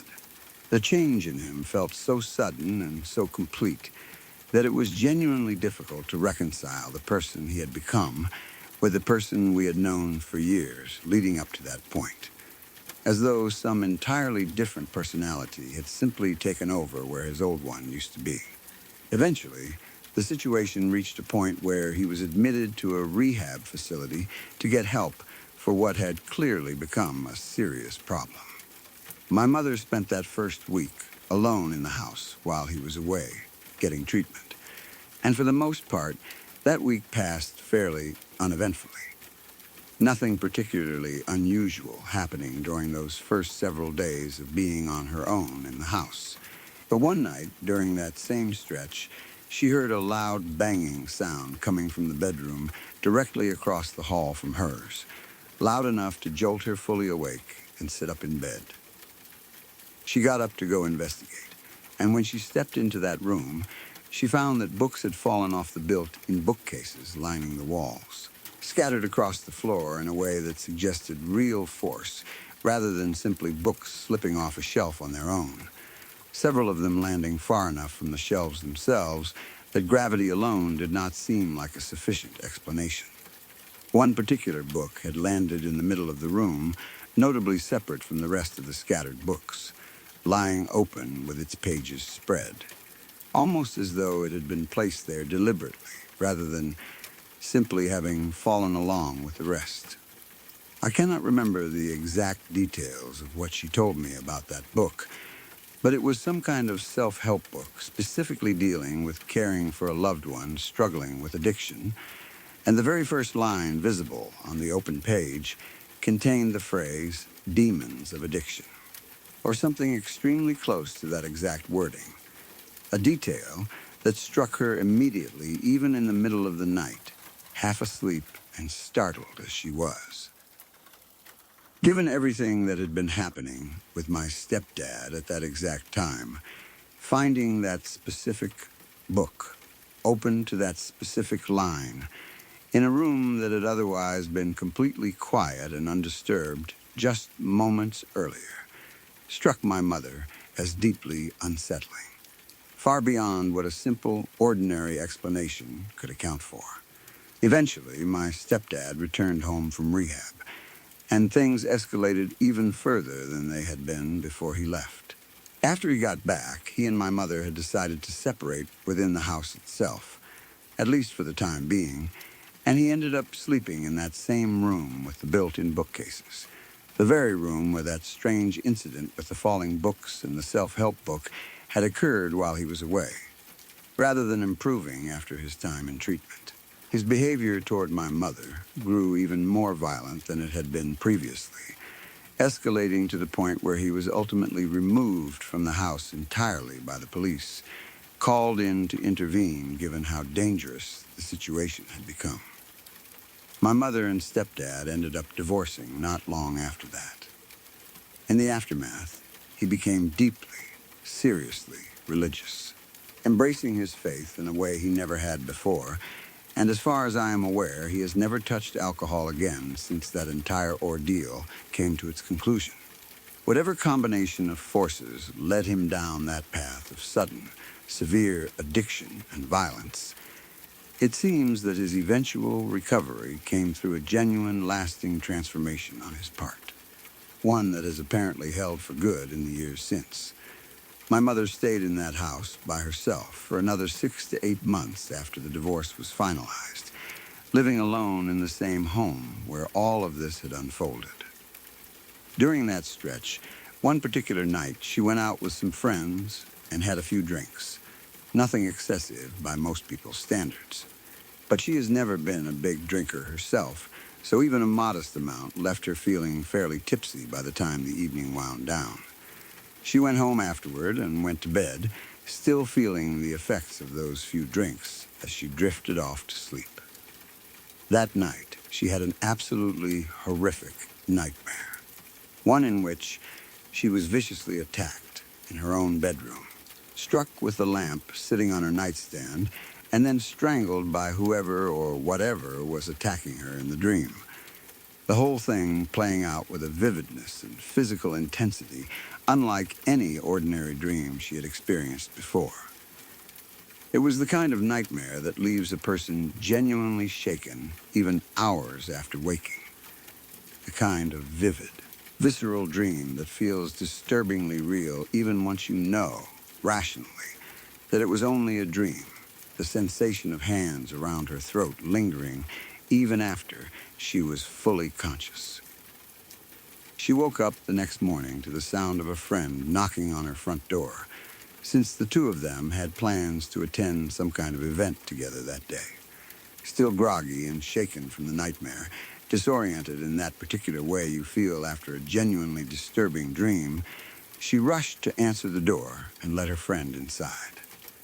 The moment her friend stepped into the house, before my mother had even mentioned anything about the nightmare or how unsettled she felt, her friend immediately asked what had happened to her bedroom, her voice carrying an edge of alarm that made my mother's stomach drop before she had even turned to look for herself. Confused, my mother went back to check and found her bedroom looking, in her own words, like a tornado had torn straight through it. The blankets and pillows on her bed were shredded, torn apart in a way that could not be explained by any ordinary restless night of sleep. Fabric ripped in long strips rather than simply rumpled or displaced. The lamp that had been sitting on her nightstand, the exact same lamp she had dreamed about being struck with during the nightmare, was found across the entire room, broken into pieces, nowhere near where it should have been, as though it had been thrown with real force rather than simply knocked over. The whole room was simply in a state of complete chaos, as though something had genuinely torn through the space with real physical force during the night, while she slept through all of it. Her friend then told her to go check herself in the mirror, and when she did, she found that her neck was covered in bruises, dark marks pressed into her skin in a pattern that lined up disturbingly well with exactly the kind of strangling she had experienced in her nightmare only hours earlier. Finger-shaped marks she could not account for through anything ordinary. There was no way to explain those bruises through anything she had done to herself in her sleep. No reasonable account of how she could have caused that kind of injury to her own neck, simply by tossing and turning in bed. Needless to say, my mother moved out of that house fairly quickly after that particular incident, unwilling to spend even a small amount of additional time in a home that had produced something that's severe and that physically undeniable. What makes this entire story even more unsettling, at least to me, is something my mother learned sometime after she had already moved out for good and had begun rebuilding her life in a new place entirely. She happened to run into the woman who had owned the house before we ever moved in. someone we had actually met a handful of times back when we were first looking at the property and going through the process of buying it from her. My mother, making ordinary small talk the way you do when running into someone you have not seen in years, asked how she had been doing since they last spoke. The woman told her she was doing great, actually, now that she had finally gotten through her divorce and come out the other side of it. My mother, only vaguely remembering that the house had originally been put up for sale because of some kind of divorce on the previous owner's end, asked a bit more about it. The woman explained that she and her ex-husband had ended up divorcing because he became a genuinely dangerous, abusive alcoholic while they were living in that exact house, his drinking eventually escalating to the point where he very nearly drank himself to death before everything finally fell apart between them. Hearing that, all these years later, put an entirely different and far more unsettling spin on everything our own family had gone through in that same house. My stepdad, a man with absolutely no prior history of alcohol abuse or any kind of addiction whatsoever, suddenly and completely transformed into a violent, dangerous drinker after years of living there peacefully, mirroring almost exactly what had apparently happened to the previous owner in that same home before us, right down to the sudden onset, the hidden drinking, and the eventual violence that neither man had ever shown any sign of before moving into that house. The clown costume left in the closet, the hidden attic stuffed with beer cans and a discarded uniform full of liquor bottles. The strange incident with the falling self-help book about addiction, my mother's nightmare and the physical bruising that matched it so precisely, and now this confirmation that the exact same pattern of sudden, severe alcoholism had played out with the family who lived there before us as well. All of it together paints a picture that feels far too consistent and far too specific to write off as simple coincidence, no matter how badly part of me wants to find some ordinary explanation that ties it all together neatly. I do not know what exactly it was about that house, whether something genuinely tied to that specific property carried some kind of influence over the people who lived within its walls, feeding some latent tendency toward addiction and violence in men who had shown no prior sign of either, or whether there is some other explanation entirely that none of us have ever managed to piece together. Some coincidence of circumstance and stress that simply happened to repeat itself twice in the same location by pure chance. What I do know is that two completely separate families with no connection to each other beyond having lived in that exact same house at different points in time, both experienced remarkably similar, devastating patterns of sudden alcoholism and abuse playing out within those same walls, and that my own mother experienced something physically undeniable on the very night she finally decided she could not stay there any longer. Whatever that house actually was, or whatever it actually held within it, I am simply grateful that both families eventually managed to get out, even if neither of us ever fully understood exactly what it was we were escaping from, and even if my mother, to this day, still gets a chill whenever she happens to drive past that street, unwilling to slow down, even out of curiosity, to see what the current owners might have done with the place since she left. My uncle passed away on October 30th, taking his own life in a work shed on my dad's property, a loss that hit our entire family hard and left behind a grief that lingered for a long, long time afterward. The kind of loss that changes the shape of every single holiday and family gathering that follows it. A quiet absence that everyone feels even when nobody says his name out loud. In the 2 years that followed his death, something strange began happening around the anniversary of that date. Something none of us have ever been able to fully explain despite each of us trying, in our own way and in our own time, to find some rational account of it.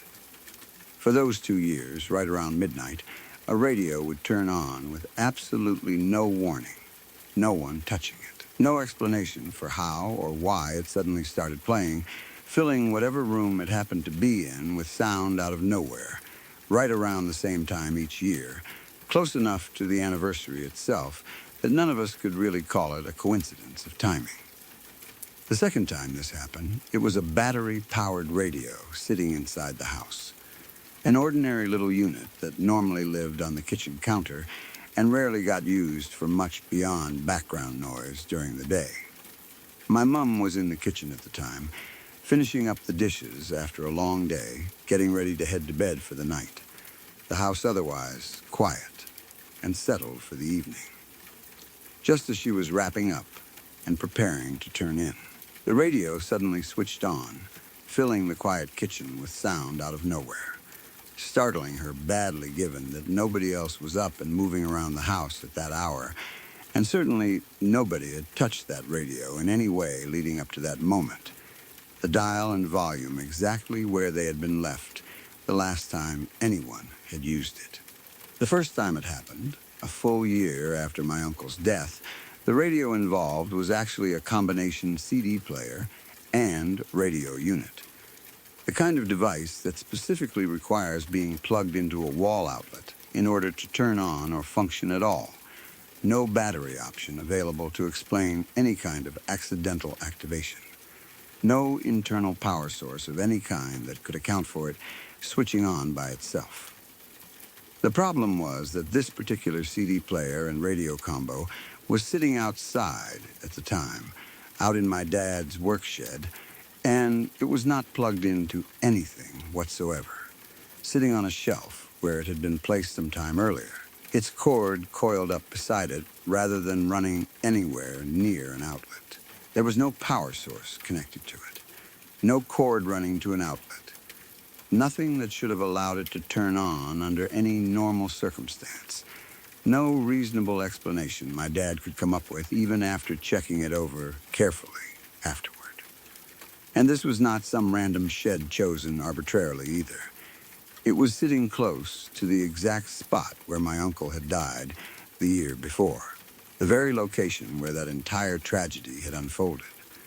A detail that made the whole incident feel far heavier and far more deliberate than a simple electrical fluke ever could.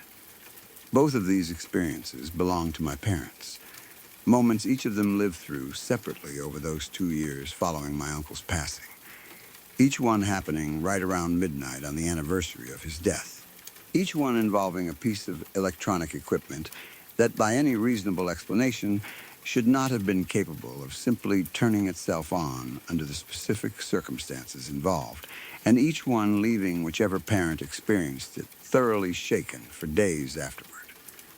My own experience with all of this came somewhat later, and it did not happen on that same anniversary date the way my parents' experiences had, which has always struck me as a small but significant difference from everything else that had happened before. I was lying in bed one particular night, unable to fall asleep no matter how hard I tried, tossing and turning through that frustrating stretch of insomnia that sometimes strikes for no clear reason, my mind refusing to settle no matter how tired my body actually felt. It was somewhere around 2 or 3 in the morning by that point, deep enough into the night that the entire house had long since gone completely silent. And still, the kind of hour where even ordinary houses feel different, heavier somehow, than they do during the day. I knew without any doubt that I was the only person in the house still awake at that hour. Nobody had gotten up to use the bathroom or grab a glass of water in a good while, and I would have heard it if they had, since I had been lying there awake and alert for long enough to notice every small sound the house made. I need to explain something important about our house specifically, because it matters a great deal for understanding just how unsettling what happened next actually was. Our house was not a quiet one in the sense of being able to move around undetected. It made a fair amount of noise whenever anyone was up and moving through it, the kind of older house where doors creak audibly when opened, where light switches make a distinct, audible click when flipped. Where footsteps on certain floorboards announced themselves clearly to anyone else awake and listening elsewhere in the house, every single one of these small sounds, something I had grown up recognizing instantly, able to tell exactly who was moving where in the house just from the pattern of noise alone.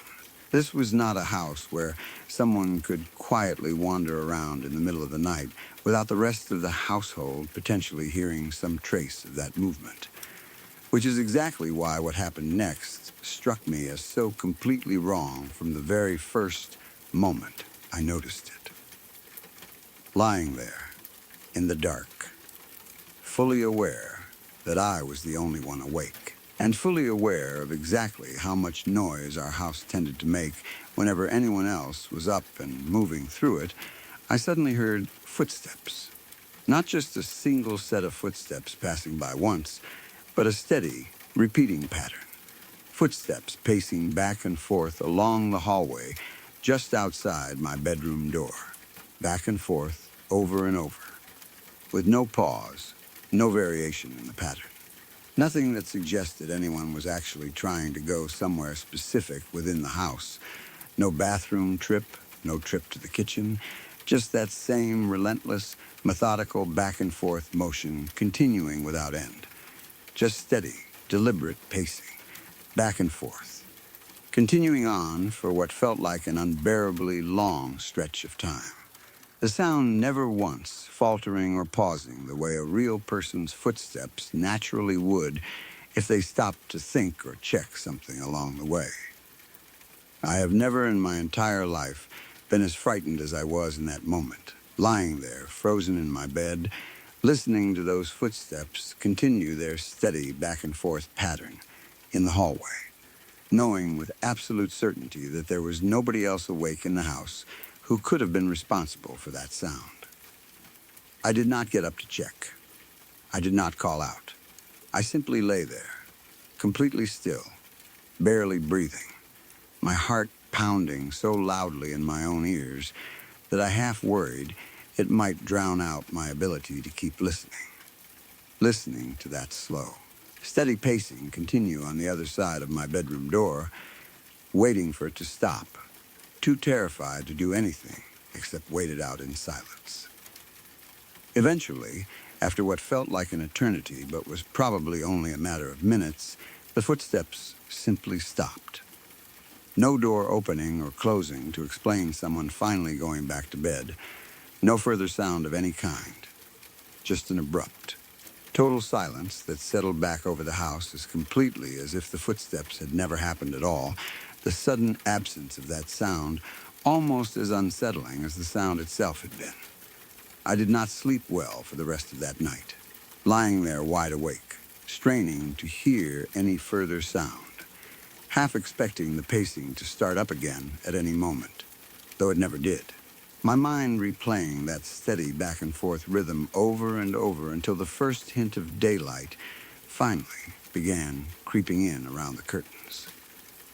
The next morning, I asked everyone in the house directly whether they had been up during the night, whether anyone had been walking around the hallway in the early hours of the morning for any reason, watching each face carefully for any flicker of recognition or hesitation as I asked.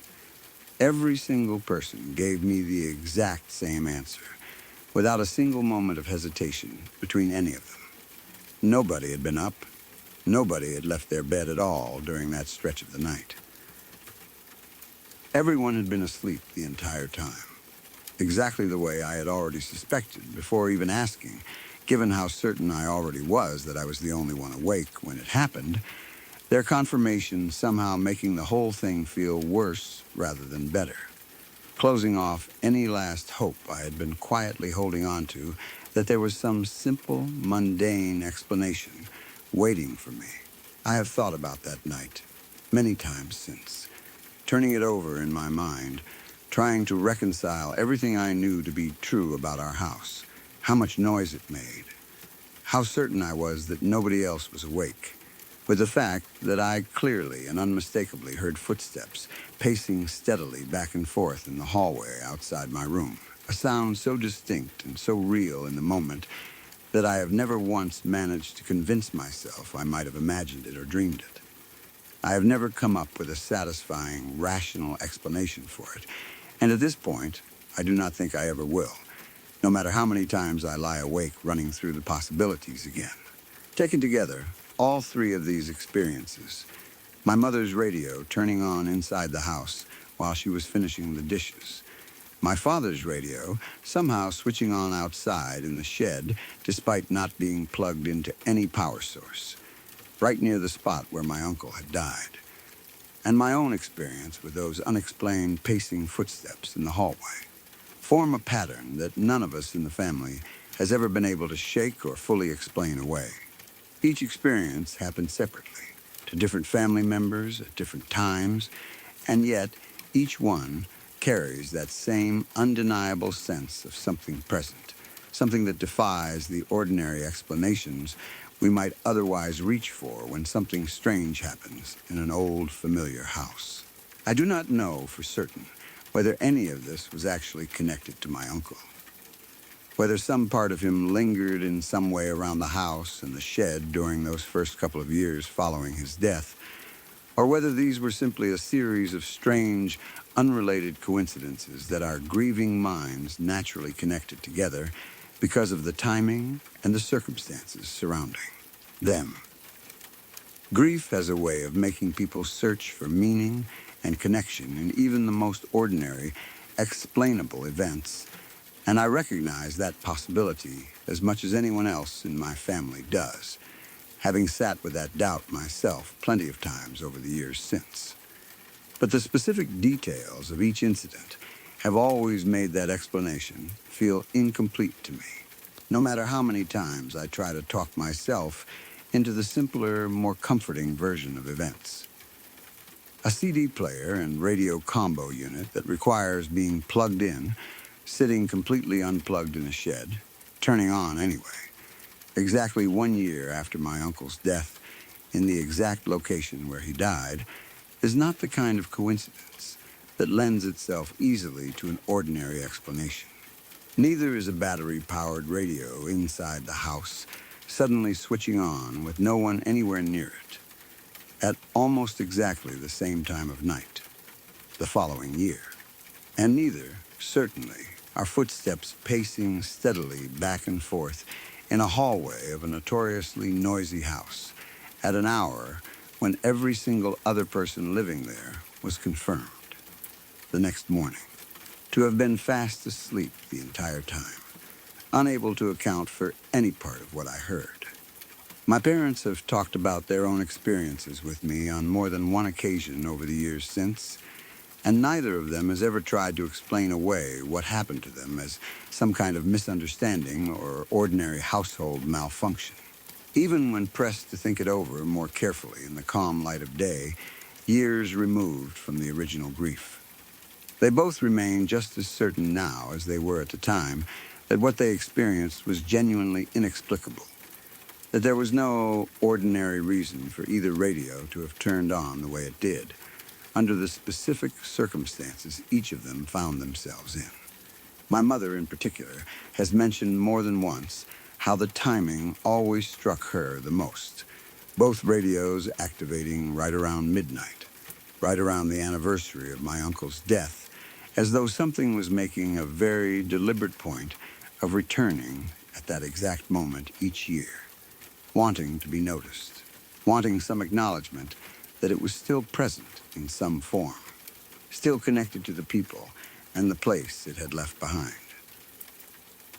After the second year passed without any further incidents of that kind occurring, at least none that any of us noticed or experienced directly, the strange radio activations simply stopped as suddenly as they had started, never happening again in any of the years since, not on that anniversary or any other night.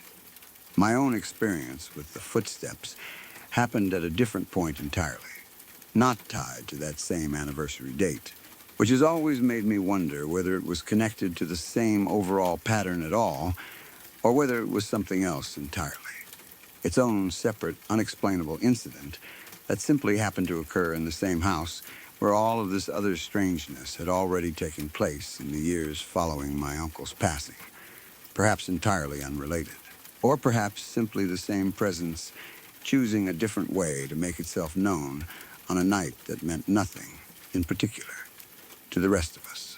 I still think about my uncle often, and I still think about those strange 2 years following his death, wondering what, if anything, all of those experiences actually meant, whether they were genuinely some kind of message or presence reaching out from him during that specific window of time, or whether they were simply a strange, coincidental cluster of unexplainable household events that our family's grief naturally wove together into a single, connected narrative.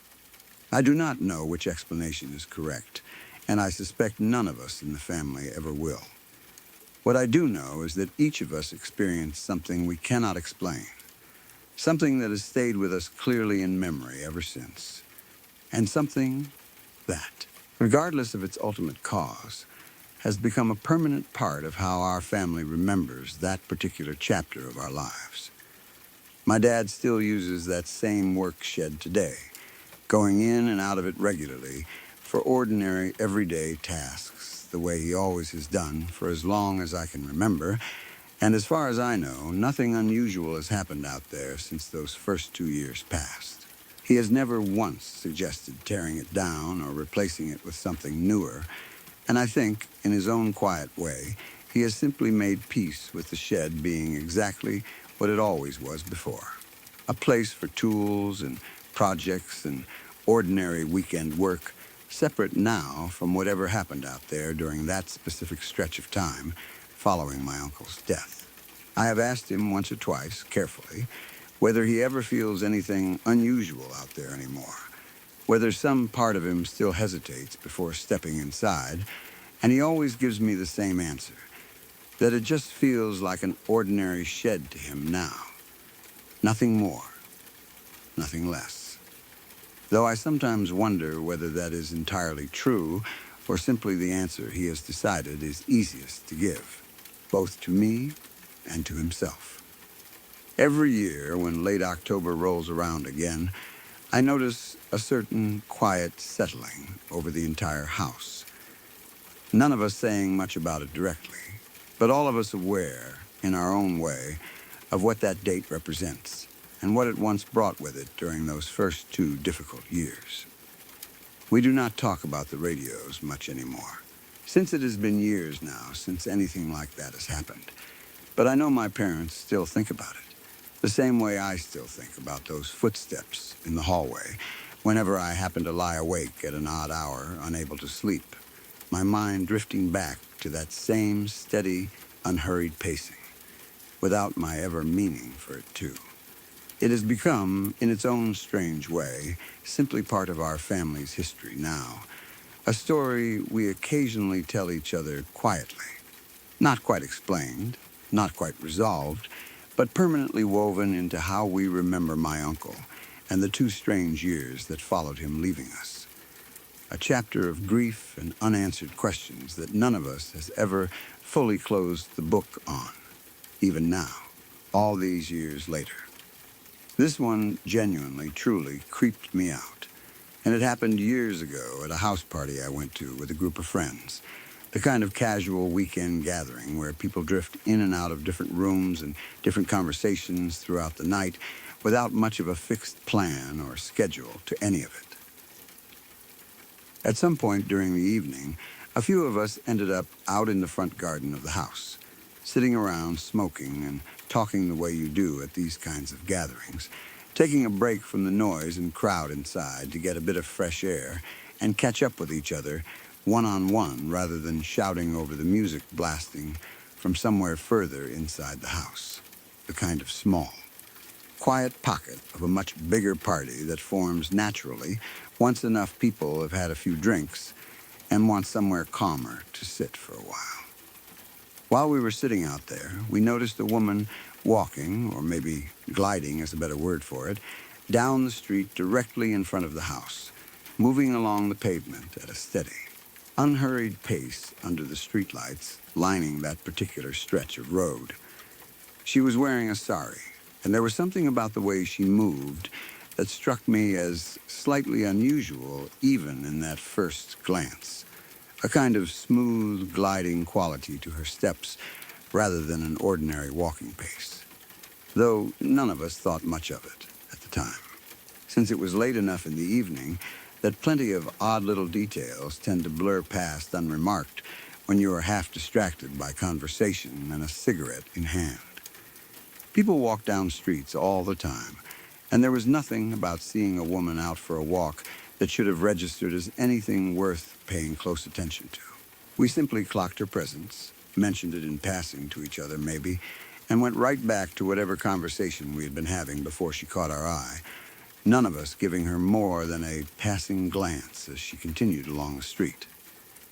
Then, quite suddenly, without any of us noticing her actually approach or cross the distance between the street and where we were sitting, she was right there next to us, close enough to touch, not gradually getting closer the way you would expect from someone walking over toward a group of people, footsteps growing louder, shadow lengthening across the ground as she approached, but simply, abruptly, present, standing right beside us as though she had closed that entire distance in the blink of an eye without any of us catching the transition happening in real time. All of us reacted the same way in that instant, a collective, startled response. All of us thinking some version of what the hell just happened, because there was no way to reconcile what we thought we had just seen. Her walking steadily down the street some distance away, with the reality of her suddenly standing directly beside our group with no memory of the actual approach in between. No gap in our attention long enough to account for how she had covered that ground unnoticed.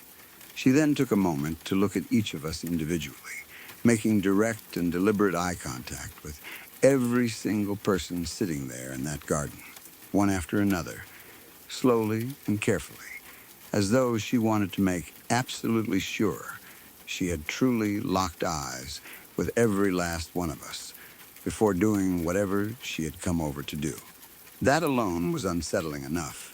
The deliberate, unhurried way she moved her gaze steadily from person to person around the circle, nobody in our group saying a word or moving even slightly during that entire stretch, all of us frozen in place, waiting anxiously to see what would happen next. The ordinary background noise of the party still going on inside the house, somehow feeling miles away in.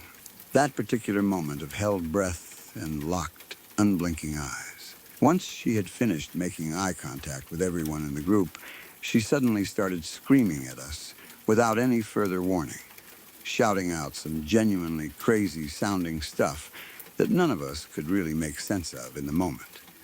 Her voice rising into something intense and aggressive that completely shattered whatever calm had been sitting over the garden just moments before. It properly freaked all of us out, the sudden shift from silent, deliberate eye contact into loud, intense screaming happening so quickly that none of us had any real time to react or respond before she had already launched into it fully, her volume and intensity feeling completely disproportionate to anything reasonable a stranger might have to say to a group of people simply sitting outside, quietly having a smoke together. And then, just as abruptly as she had appeared beside us in the first place, she simply disappeared entirely. There was no walking away, no retreating back down the street the way she had originally come, nothing that would explain her sudden absence in any ordinary physical sense whatsoever. One moment she was standing right there, screaming directly at our whole group, and the next moment she was simply gone, with none of us having any clear sense of which direction she might have gone or how she could have possibly left the immediate area that quickly without any of us noticing a single thing. No sound of footsteps retreating anywhere.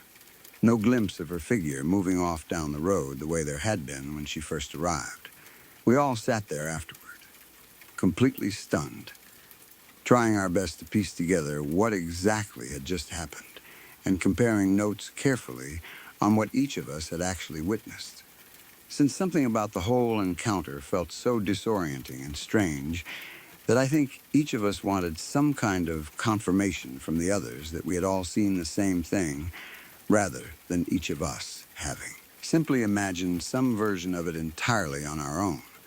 Everyone talking over each other slightly in that particular rushed, adrenaline-fueled way people always seem to talk right after something genuinely startling happens to them. Thinking back on it afterward, and even still thinking about it now, all these years later, I genuinely do not know what to make of the whole encounter.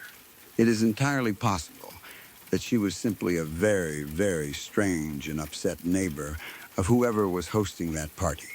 Someone who lived nearby and had some genuine grievance against the noise or disruption the gathering was causing that particular night, coming over to vent her frustration directly at whichever group of partygoers happened to be sitting outside at the time, choosing us specifically, simply because we were the ones visible and accessible from the street. That explanation would certainly account for the anger and the screaming, if not necessarily for the strange manner of her approach, which has always been the detail that keeps me from fully settling on that version of events, no matter how many times I try to talk myself into it. But it is equally possible, at least in my own mind, that we encountered something else entirely that night. Some kind of vengeful spirit or presence that had nothing to do with the party at all, using the opportunity of a group of distracted, chatting partygoers sitting outside in a dark front garden to make some kind of appearance and deliver whatever message or outburst it needed to deliver, before vanishing again, just as suddenly as it had shown up. Honestly, it could have been some combination of both possibilities as far as I am concerned. A genuinely strange, upset local resident whose behavior that night simply happened to carry an added layer of unexplainable weirdness on top of whatever mundane anger she might have actually been feeling toward the party itself. The two explanations blending together into something neither fully ordinary nor fully otherworldly. What has always stuck with me most about the whole thing, more than the screaming itself or even the words she was shouting, which none of us could really piece together clearly afterward, no matter how many times we tried to reconstruct it in the days that followed, was specifically the way she seemed to appear beside us, closing what should have been a noticeable distance across the street and into the garden without any of us catching so much as a glimpse of her actually walking that distance. It felt, in the most literal sense I can describe it, like she had teleported directly from that spot down the street to standing right next to our group. An impossible little jump in space that none of us have ever been able to explain away satisfactorily, no matter how many times we have talked about it since, replaying the sequence of events over and over, trying to find the gap in our attention that would account for it.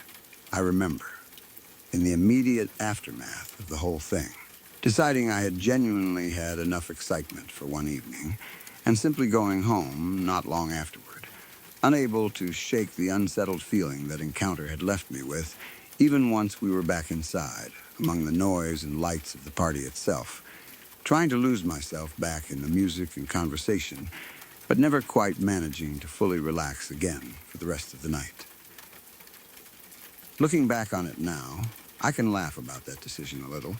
The idea of getting spooked enough by one bizarre encounter in a front garden to call it a night entirely on an otherwise perfectly normal party, but at the time, I genuinely did not want to sit outside in that same garden again.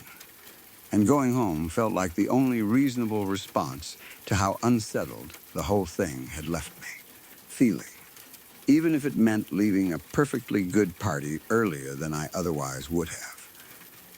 Over the years since, I have brought this story up occasionally with the same friends who were there with me that night, curious whether any of them had ever landed on some kind of explanation they found satisfying enough to fully put the whole thing to rest.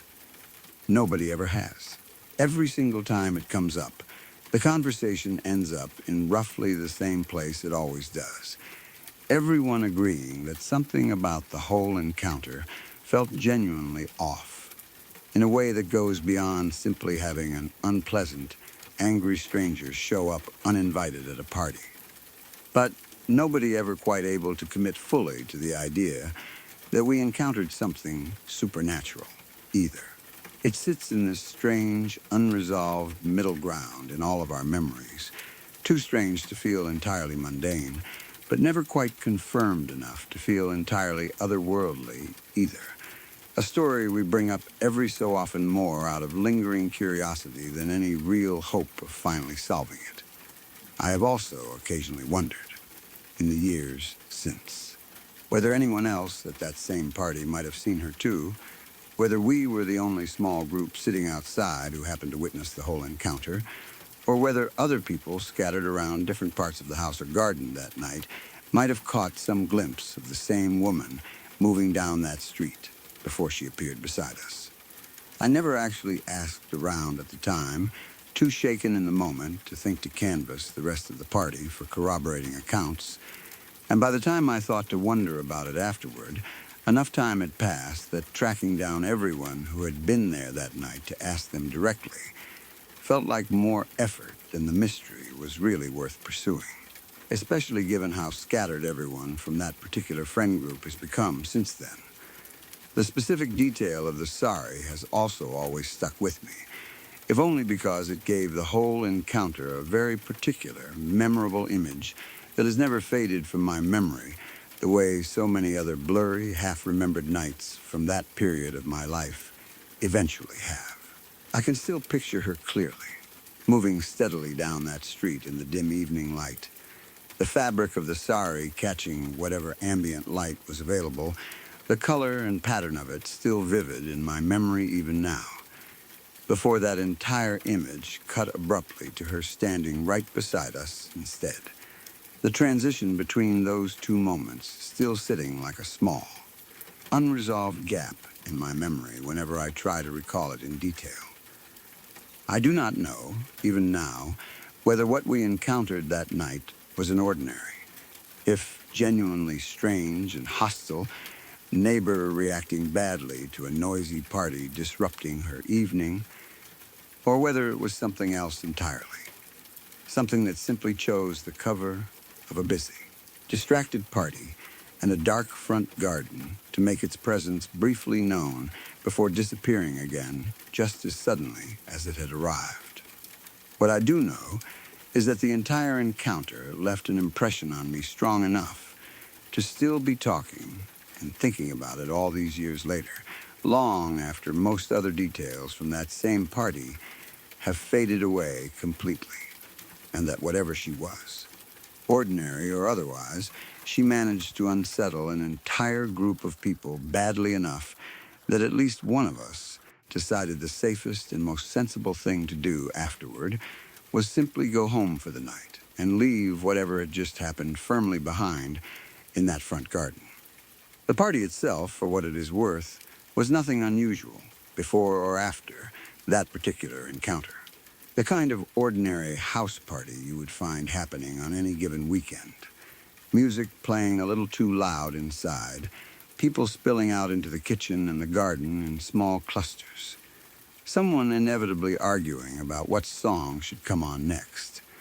The usual mix of familiar faces and a few friends of friends nobody quite recognized.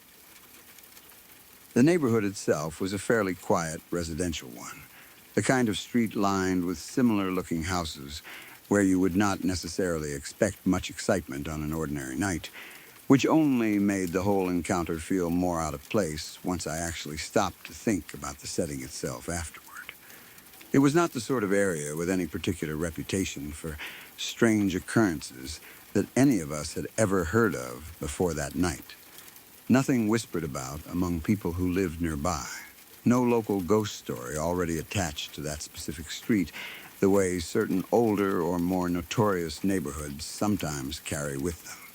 Nothing that would have given any of us reason to expect anything out of the ordinary before it actually happened.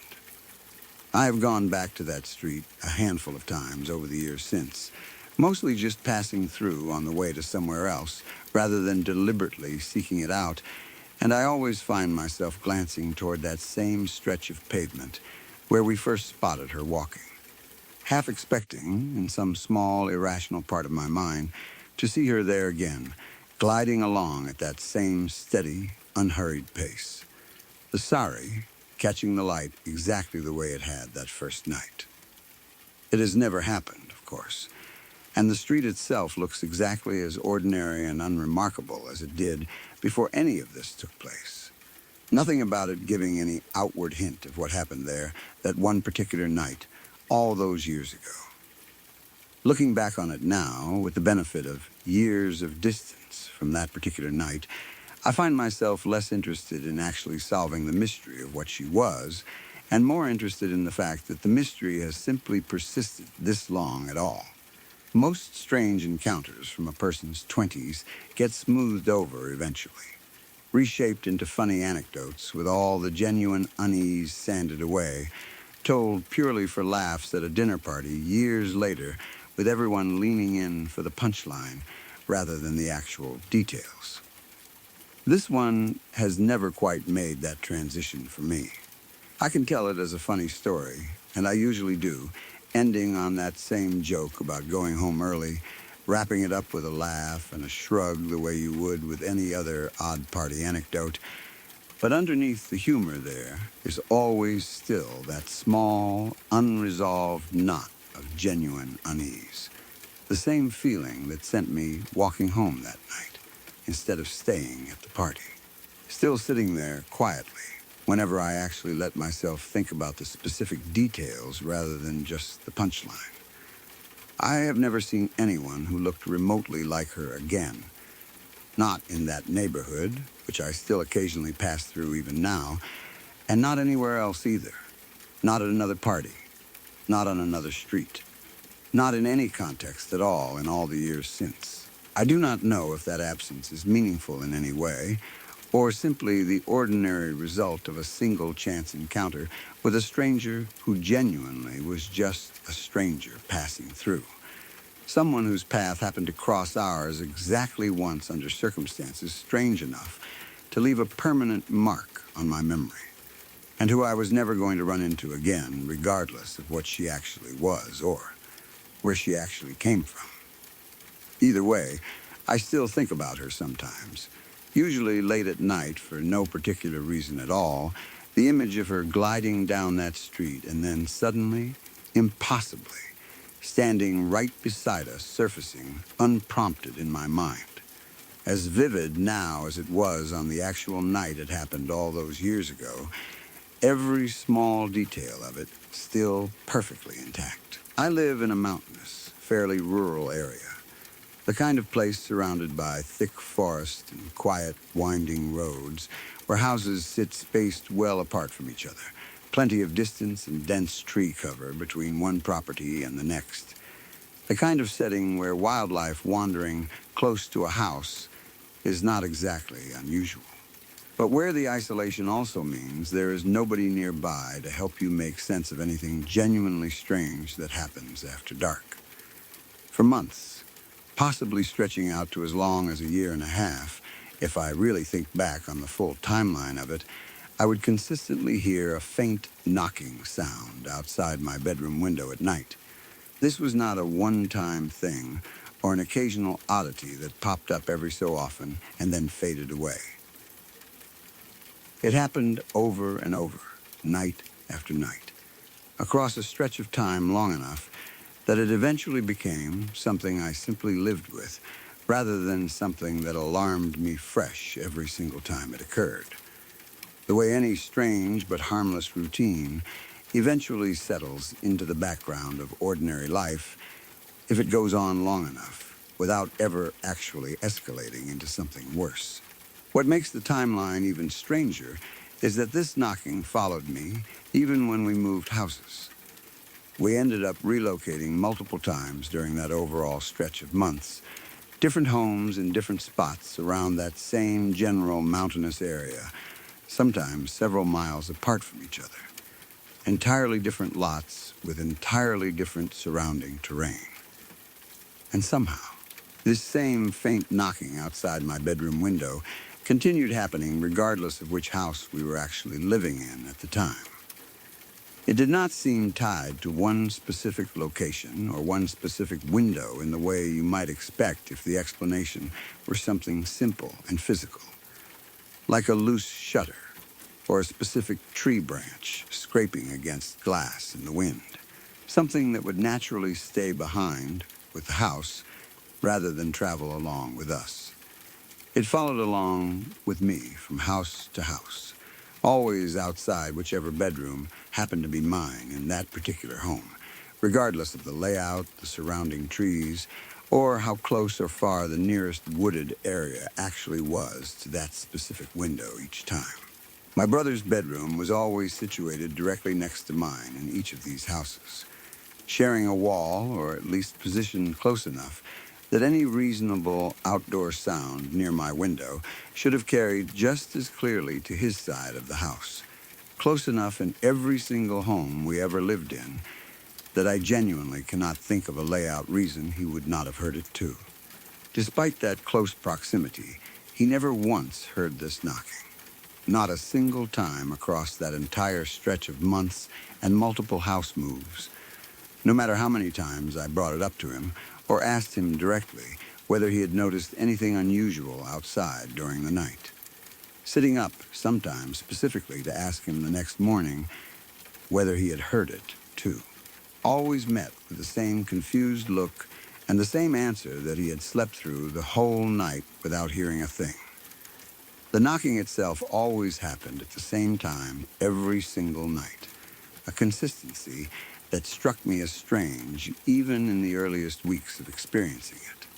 It was not random or scattered throughout different hours depending on the night.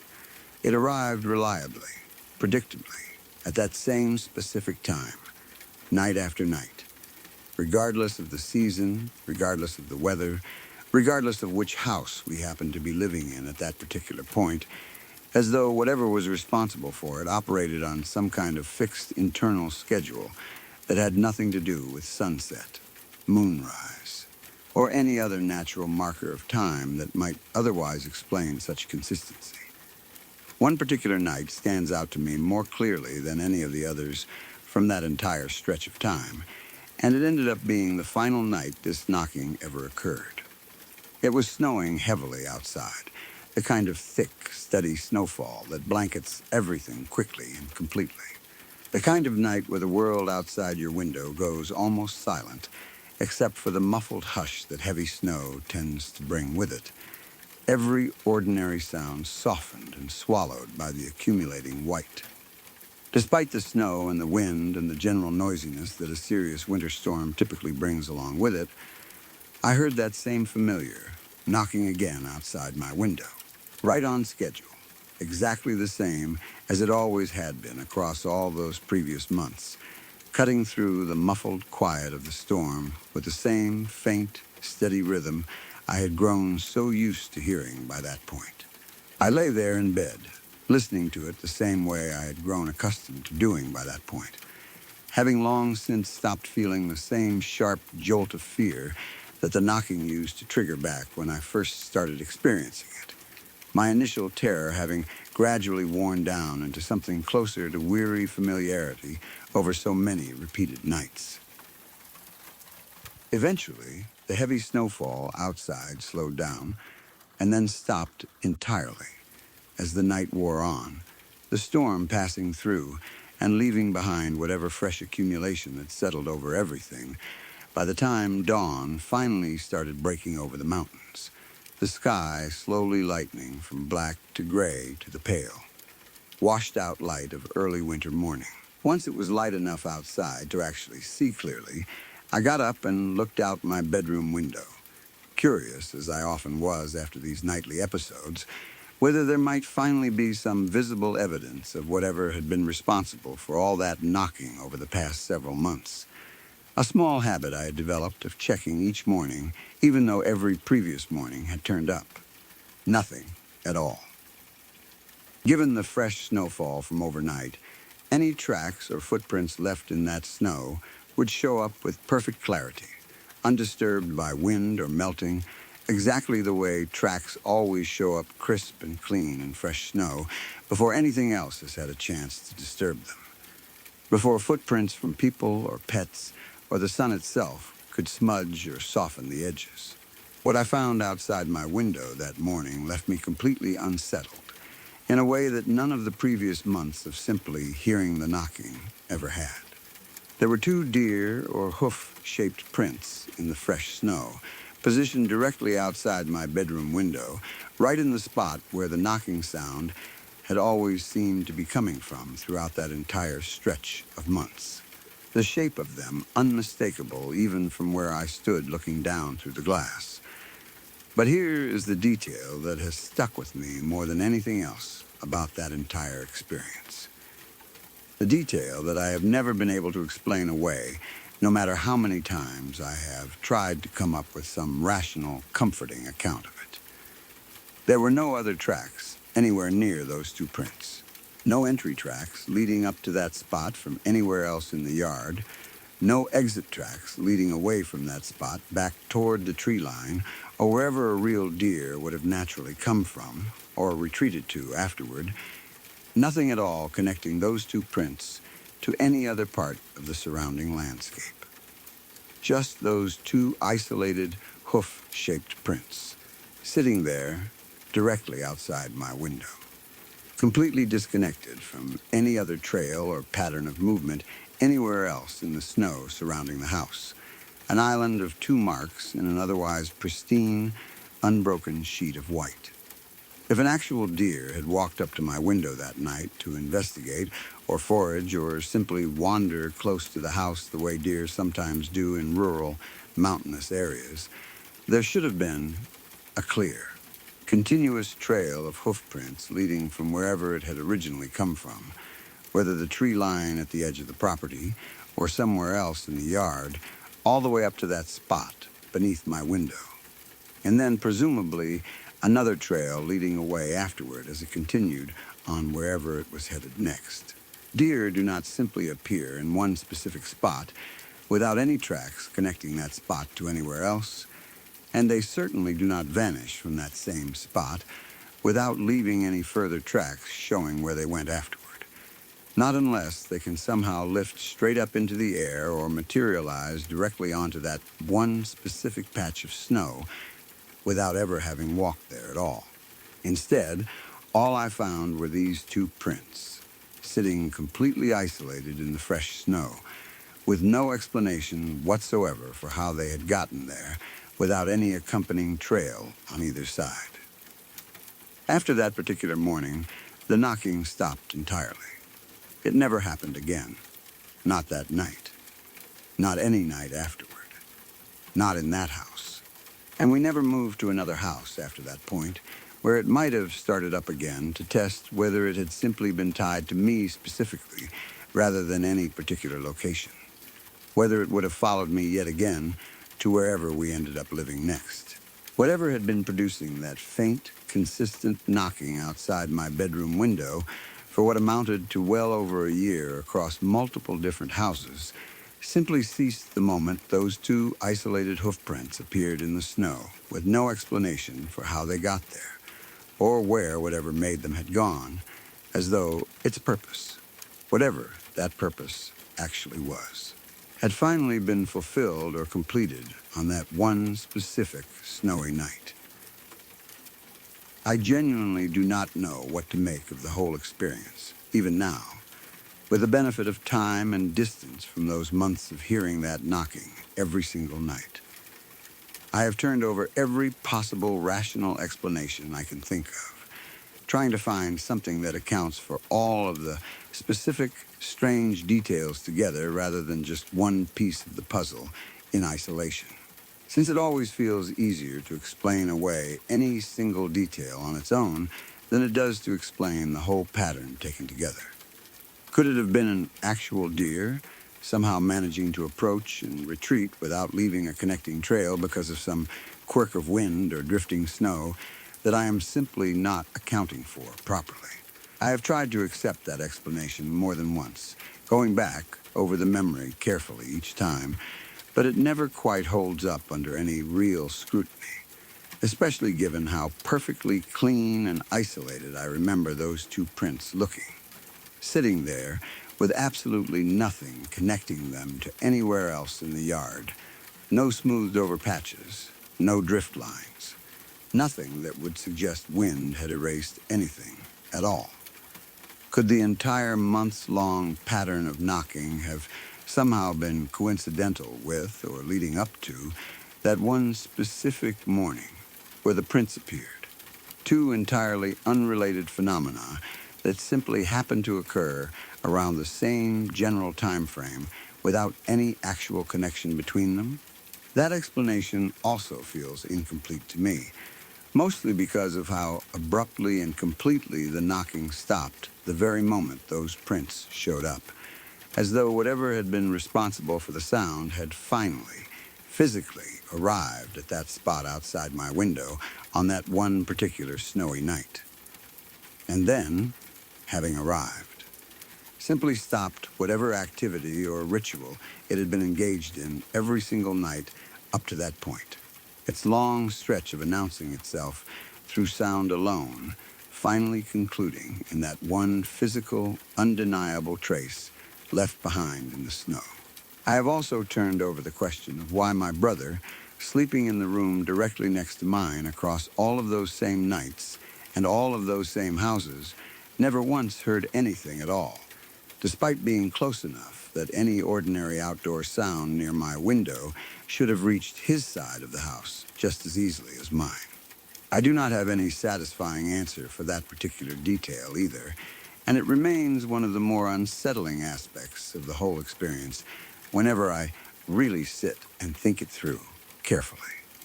I have talked about this experience with a small number of people over the years since it happened, and the reactions tend to fall into a fairly predictable range. Some people immediately suggest it must have been some kind of animal, deer or otherwise, that had simply developed a habit of approaching that specific window every night for whatever reason. Perhaps drawn by warmth radiating through the glass or some scent coming from inside the house, and that the lack of connecting tracks on that final morning was simply a matter of drifting snow or wind, covering up whatever trail had originally been there before I got up to look. I understand why that explanation feels appealing to people hearing the story secondhand, since it offers a tidy, natural account that does not require believing in anything beyond ordinary wildlife behavior, the kind of comfortable answer that lets the story end without any lingering unease. But having actually stood there myself, looking at those two isolated prints in person, I can say with confidence that the snow around them showed no sign whatsoever of having been disturbed or drifted over in a way that would explain missing tracks. It was simply clean, undisturbed snow everywhere, except for those two prints sitting there on their own, exactly as sharp and defined at the edges as the prints themselves. Other people I have told this story to tend to lean toward something less easily explained, wondering aloud whether whatever was making that knocking might have been something that only ever needed to manifest that one final physical form on that last night. Having spent the previous year and a half simply announcing its presence through sound alone before finally, briefly, taking on some kind of tangible shape in the snow before disappearing again for good, as though the sound itself had been building toward that single physical moment the entire time. I do not know if that explanation is any more or less likely than the mundane one, but it certainly matches the unsettled feeling I still carry with me whenever I think back on that entire span of months. The detail about my brother never hearing it has stayed with me almost as much as the prints themselves, honestly, since it removes the easiest, most comforting explanation people tend to reach for when I tell this story, that maybe I was simply a light sleeper or unusually attuned to small outdoor noises that anyone else would have slept right through without a second thought. My brother is not a heavy sleeper by any means at all, and he has woken up plenty of times over the years to far quieter things than a faint knocking. A car door closing somewhere down the street, our old dog scratching at a door 2 rooms away in the middle of the night. If anything, in the years both before and after this whole strange experience, he was usually the one in the family who noticed odd sounds first, not me. The fact that this particular sound seemed to bypass him completely, every single night. Across every single house we lived in during that stretch feels like its own small piece of the puzzle that never fits comfortably alongside any of the more mundane explanations I have tried to apply to the rest of it. I do not know what to say to anyone who suggests he simply slept through it out of coincidence, night after night, for well over a year, across multiple different bedrooms in multiple different houses, each with its own layout and its own distance between his window and mine. At some point, coincidence stops feeling like a sufficient explanation for that particular detail on its own, even setting aside everything else about the knocking and the prints entirely. To this day, I genuinely do not know what that knocking actually was.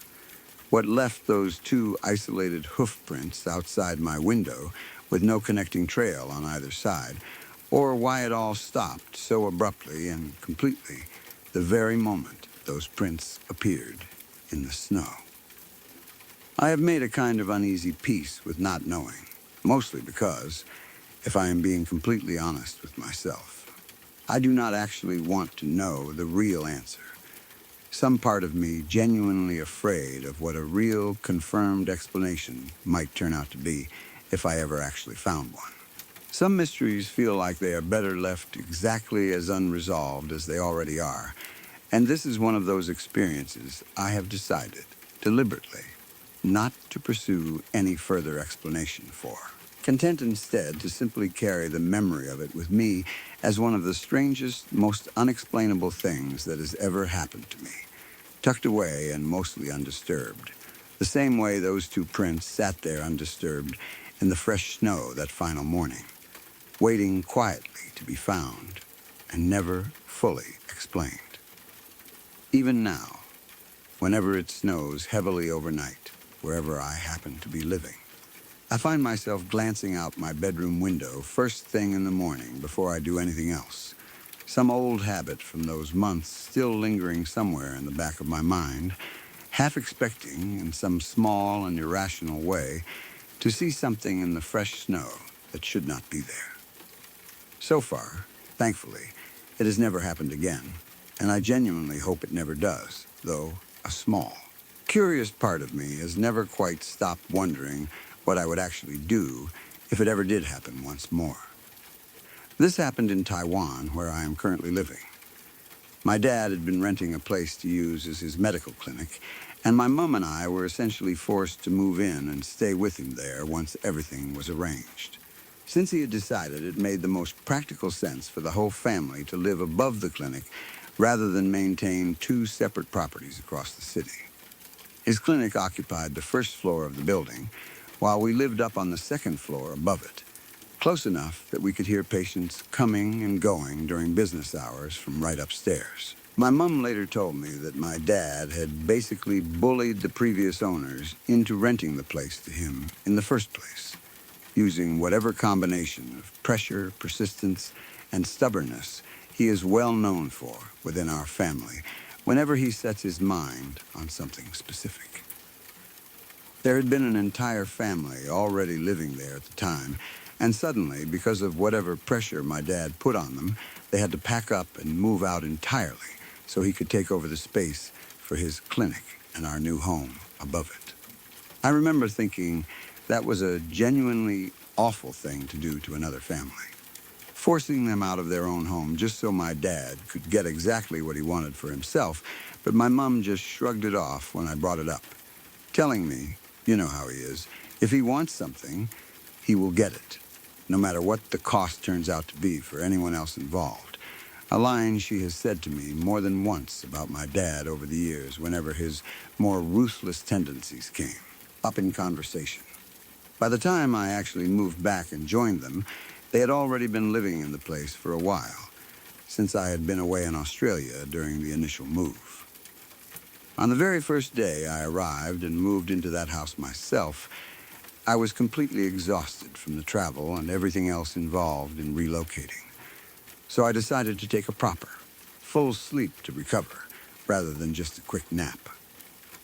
While I was asleep that first day, I had an incredibly vivid dream. The kind that feels more real and more physically present than an ordinary dream usually does, even from the very first moment it started. In it, I saw an old woman, dressed in a strange, old-fashioned way that I could not quite place.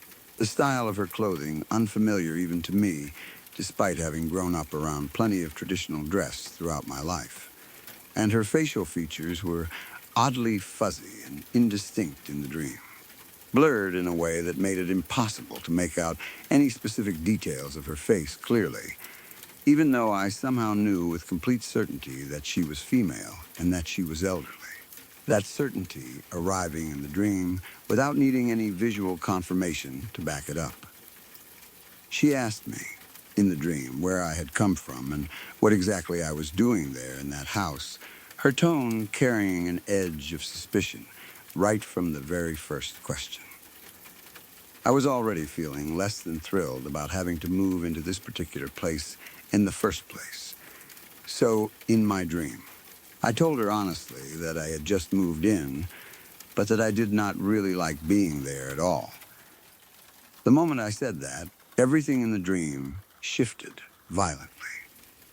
She suddenly jumped directly onto my chest and started strangling me with both hands, her grip tightening around my throat with a force that felt completely, terrifyingly real, even within the dream itself.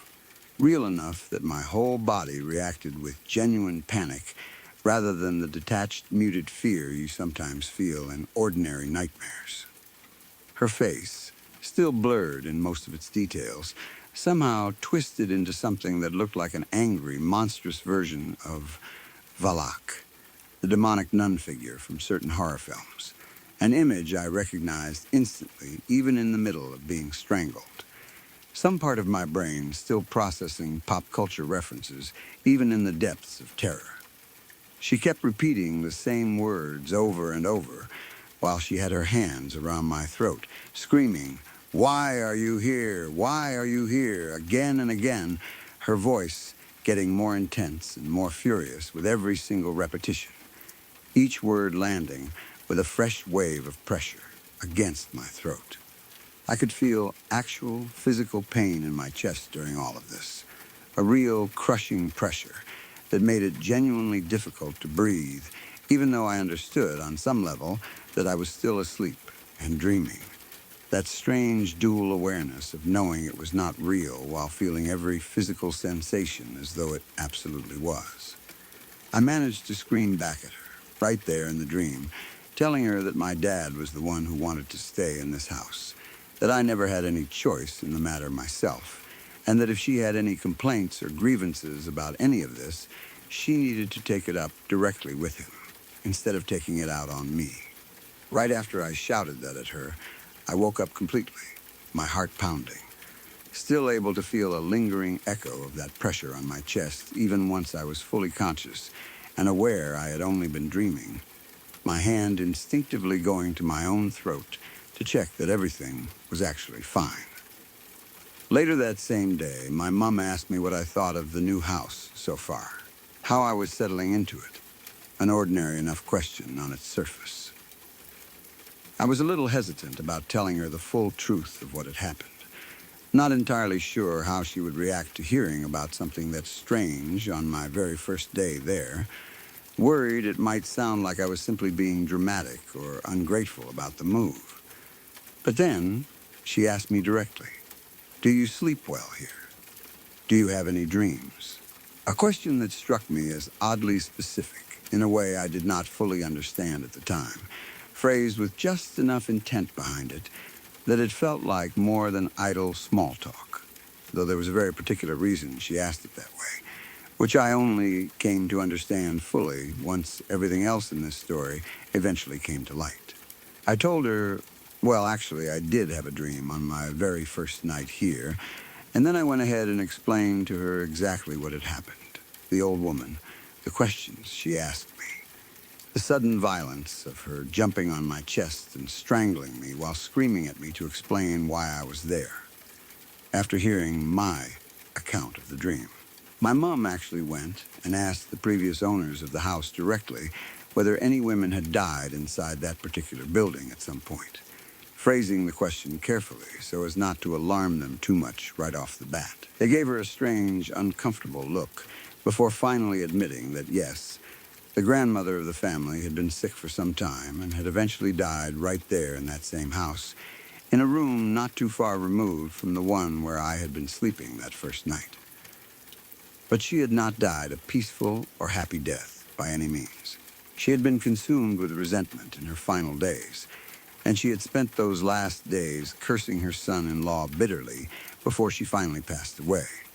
Her anger apparently well known enough among the family that the previous owners did not seem entirely surprised my mom had come asking. Part of the reason behind all of that resentment tied back to the fact that this particular family belonged to one of Taiwan's Aboriginal groups, communities whose ancestors had traditionally held positions as tribal chieftains, and who followed a matrilineal system of inheritance and lineage as part of their broader cultural tradition. A tradition that stretched back many generations before either of the grandmother's parents had even been born themselves.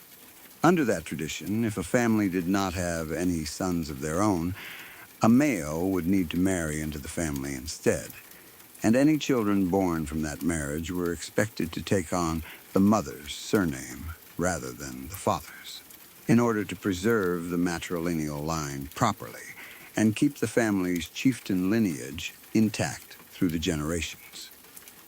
However, under standard Taiwanese law, children born within a marriage automatically take on their father's surname by default, regardless of whatever cultural tradition the mother's family might otherwise follow. A legal default that put families like this grandmother's directly at odds with their own inherited customs the moment children were actually born. When the grandmother had originally asked her son-in-law to formally change the children's surnames to reflect the mother's line, in keeping with their family's proper tradition, he told her they would take care of it once the children were a bit older, a promise that seemed reasonable enough on its face at the time. But every single time the grandmother brought the subject back up over the following years, he found some new excuse to delay it further, pushing the matter off again and again, year after year, until the grandmother eventually came to realize that he had never actually intended to follow through on that promise at all, that he had simply been deceiving her the entire time to avoid an uncomfortable confrontation he did not actually want to have. That specific betrayal apparently stayed with her constantly for the rest of her life, weighing on her mind more than almost anything else. And even as she lay on what would become her deathbed, likely not too far at all from the very room where I had ended up sleeping on my first night in that house years later, she was reportedly still furious and seething over that particular deception, unable to let go of that resentment, even in her final moments. Once my mom had learned all of this from the previous owners, she asked the family whether they would be willing to pray for the grandmother and try to speak with her spirit in some way, hoping that might help ease whatever lingering anger or resentment was still keeping her tied to that house. They agreed to do exactly that. After they went through with it, I did not have any further dreams involving her for quite a long stretch of time afterward. Within roughly a year of us having first moved into that house, the very same son-in-law who had deceived the grandmother all those years earlier was diagnosed with throat cancer. Of all things, in the exact same throat that had spoken all of those broken promises and lies to her while she was still alive. A detail that struck my mom and me both the moment we heard about his diagnosis secondhand, through family gossip. Whether that was purely coincidental or something more deliberate, I genuinely do not know, but the timing and the specific nature of that particular diagnosis has always struck me as more than a little unsettling given everything else that had already happened by that point. The two facts sitting together in my memory in a way that feels far too neatly connected to dismiss entirely as random chance. After around 6 or 7 years of actually living in that house altogether, my dad eventually decided it was time for us to move out for good. A decision that surprised the rest of the family somewhat given how much effort he had originally put into securing that particular property in the first place.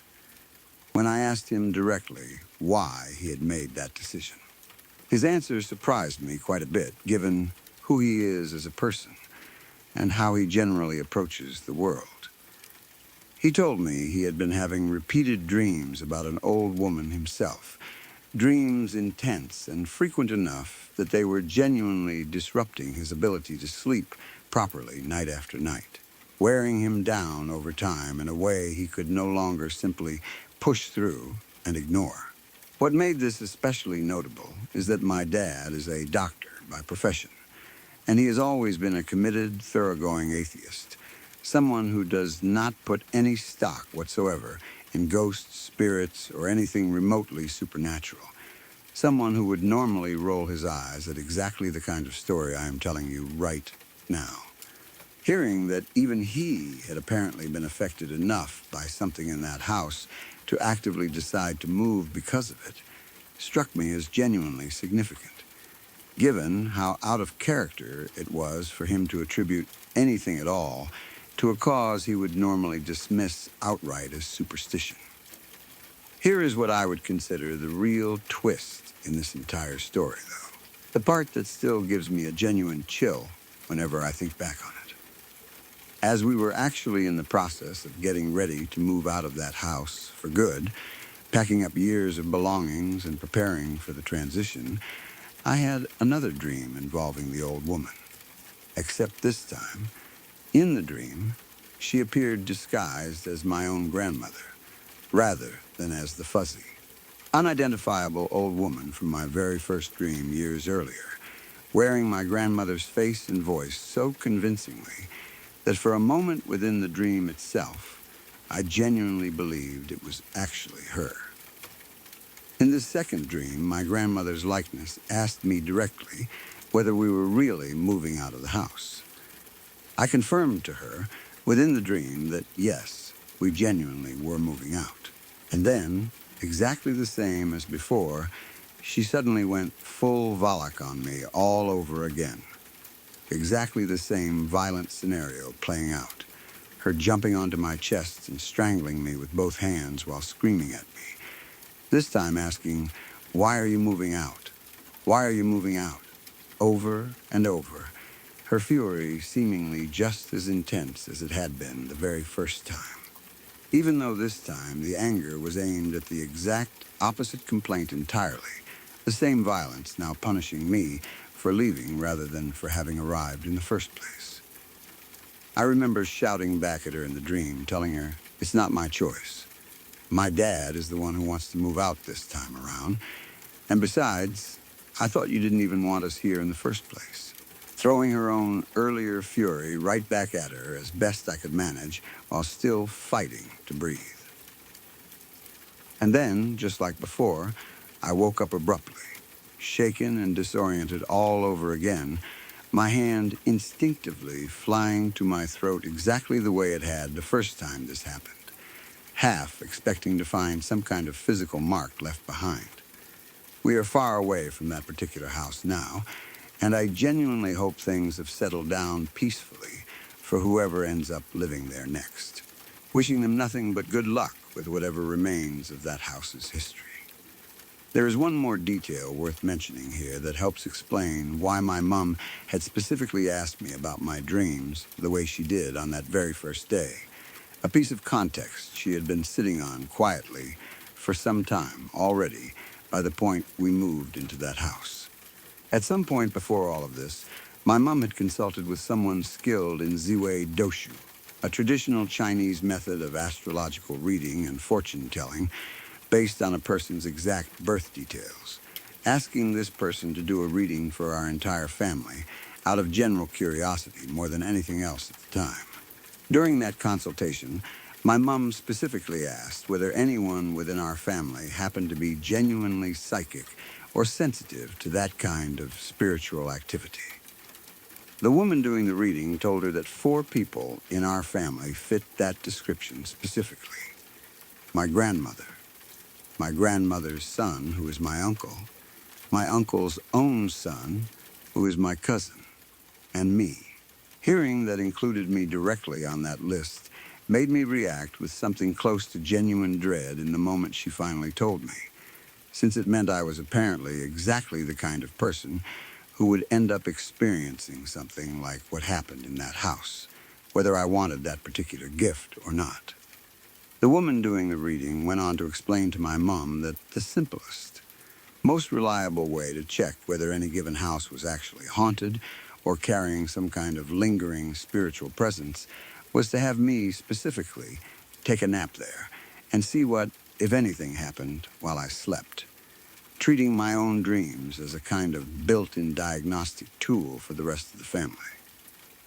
Needless to say, I was not exactly thrilled to learn that I had apparently become my family's unofficial, built-in haunted house detector, someone whose naps could apparently double as a diagnostic tool for lingering spirits, a role I never signed up for and would happily hand off to literally anyone else in the family if given the choice. Thankfully, in all the time since that particular house, I have not come across anywhere else nearly as dramatic or intense as that one turned out to be.